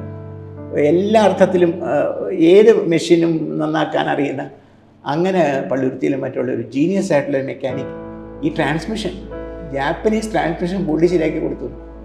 അപ്പം ചെറിയൊരു അസൂയ നേരത്തെ പറഞ്ഞ് എനിക്ക് ഞാനിതിനെ കോൺടാക്ട് കഴിഞ്ഞാൽ എനിക്ക് ഇനിയും ഓടിക്കായിരുന്നല്ലോ. അപ്പോൾ വാങ്ങിച്ച സുഹൃത്ത് പറഞ്ഞു, സാറത് മതിയാക്കിയ പോലെ തന്നെ, സാറിൻ്റെ മനസ്സ് ഏകദേശം ഞങ്ങൾക്ക് കാണാം. അപ്പോൾ അങ്ങനെ സാർ വിചാരിക്കേണ്ട, സാറിന് അതൊന്നും പറ്റിയിട്ടില്ല. കുറേ കൊല്ലമാകുമ്പോൾ അവൻ ഓടിച്ച് നടന്നു. ഇപ്പോൾ ഓട്ടോറിക്ഷയിൽ പോകുമ്പം കുറച്ച് ഫിസിക്കൽ പ്രോബ്ലംസ് ഉണ്ട്, അറിയാമല്ലോ, നമ്മുടെ റോഡുകളൊക്കെ പല, ആരെയും കുറ്റം പറയല്ലാതെ. എനിക്ക് എൻ്റെ പോലുള്ള സുഹൃത്തുക്കളോട് പറയാൻ ഉള്ളത്, ഏത് തരം ഡിസബിലിറ്റി ഉള്ളവരാണെങ്കിലും ഇതൊന്നും മൈൻഡ് ചെയ്യരുത്. നമ്മൾ സാധാരണ മൈൻഡ് എന്നുള്ള ഇംഗ്ലീഷ് വാക്കാണ് മലയാളം പോലെ പറയുന്നത്. അവൻ സാരമില്ല, ഒന്നും മൈൻഡ് ചെയ്യരുത്. എനിക്ക് തോന്നുന്നു ചെറിയ രീതിയിൽ എന്നെ എക്സാമ്പിൾ ആക്കാമെന്ന് നേരത്തെ പറഞ്ഞ 17 വർഷത്തിൻ്റെ കണക്കാണ്. എന്തൊക്കെ പറഞ്ഞാലും അവസാനം ഒരു ദിവസത്തെ പ്രവൃത്തിയെല്ലാം കഴിഞ്ഞ് ഇന്നത്തെ പണി കഴിഞ്ഞല്ലോ എന്ന് പറഞ്ഞു. നമ്മുടെ ലോഡ്ജിലെ മുറിയായാലും വീട്ടിലെ മുറിയായാലും നമ്മൾ കയറി ഷർട്ട് അടിച്ചു, വെയിനഴിച്ചു, ഒന്ന് നീണ്ടു വീർന്ന് കിടക്കുമല്ലോ, ഒരു കൈലിയൊക്കെ എടുത്തെടുത്ത്. അതാണല്ലോ നമ്മുടെ നിമിഷം എന്ന് പറയുന്നത്. അപ്പോഴാണ് കയ്യിന് വേദന, കാലിന് വേദന, നാളെ ഡോക്ടറെ കാണാൻ പോകണോ, ഇതിനെ കാണാൻ പോകണോ എന്നൊക്കെ ആലോചിക്കുന്നു. ഈ സമയത്ത് ഒരാൾ വേണം കൂടെ. അങ്ങനെ ഒരാൾ ആ സമയമൊക്കെ വരുന്നതിന് മുമ്പ് തന്നെ ബൈ പറഞ്ഞു പോയതാണ്.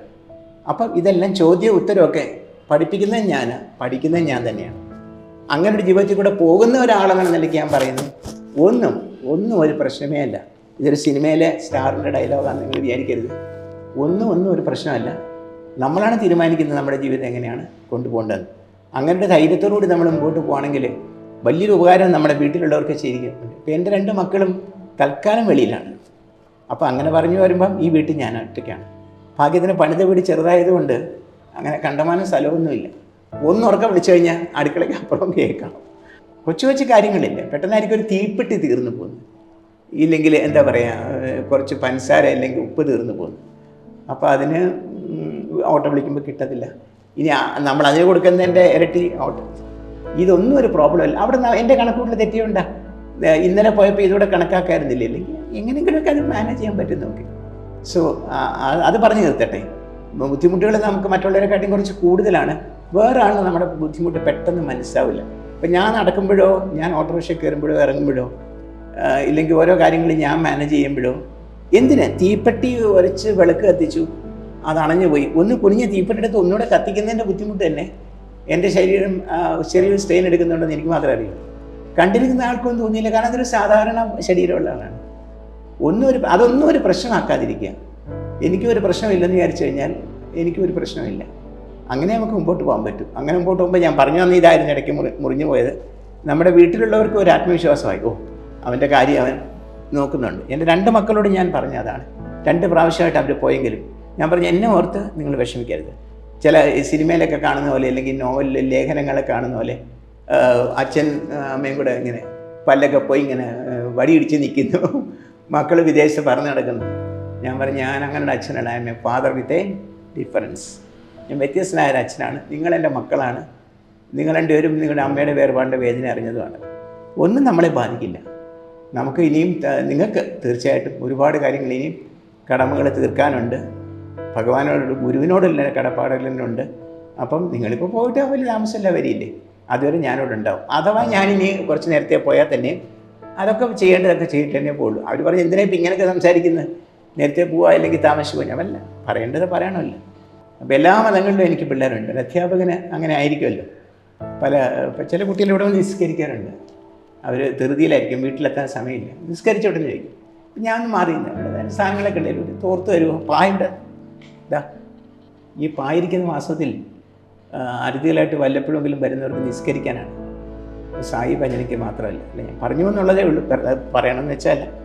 അപ്പം അങ്ങനെ ആ ഒരു ശക്തി എന്നൊക്കെ നമ്മൾ ഉൾക്കൊള്ളേണ്ടത് ഇതാണ്. എൻ്റെ കാലം അത് എത്രത്തോളം ക്ഷീണിതമാണെങ്കിലും ഞാൻ അതിൽ തന്നെ ഉറച്ചു നിൽക്കുന്നു.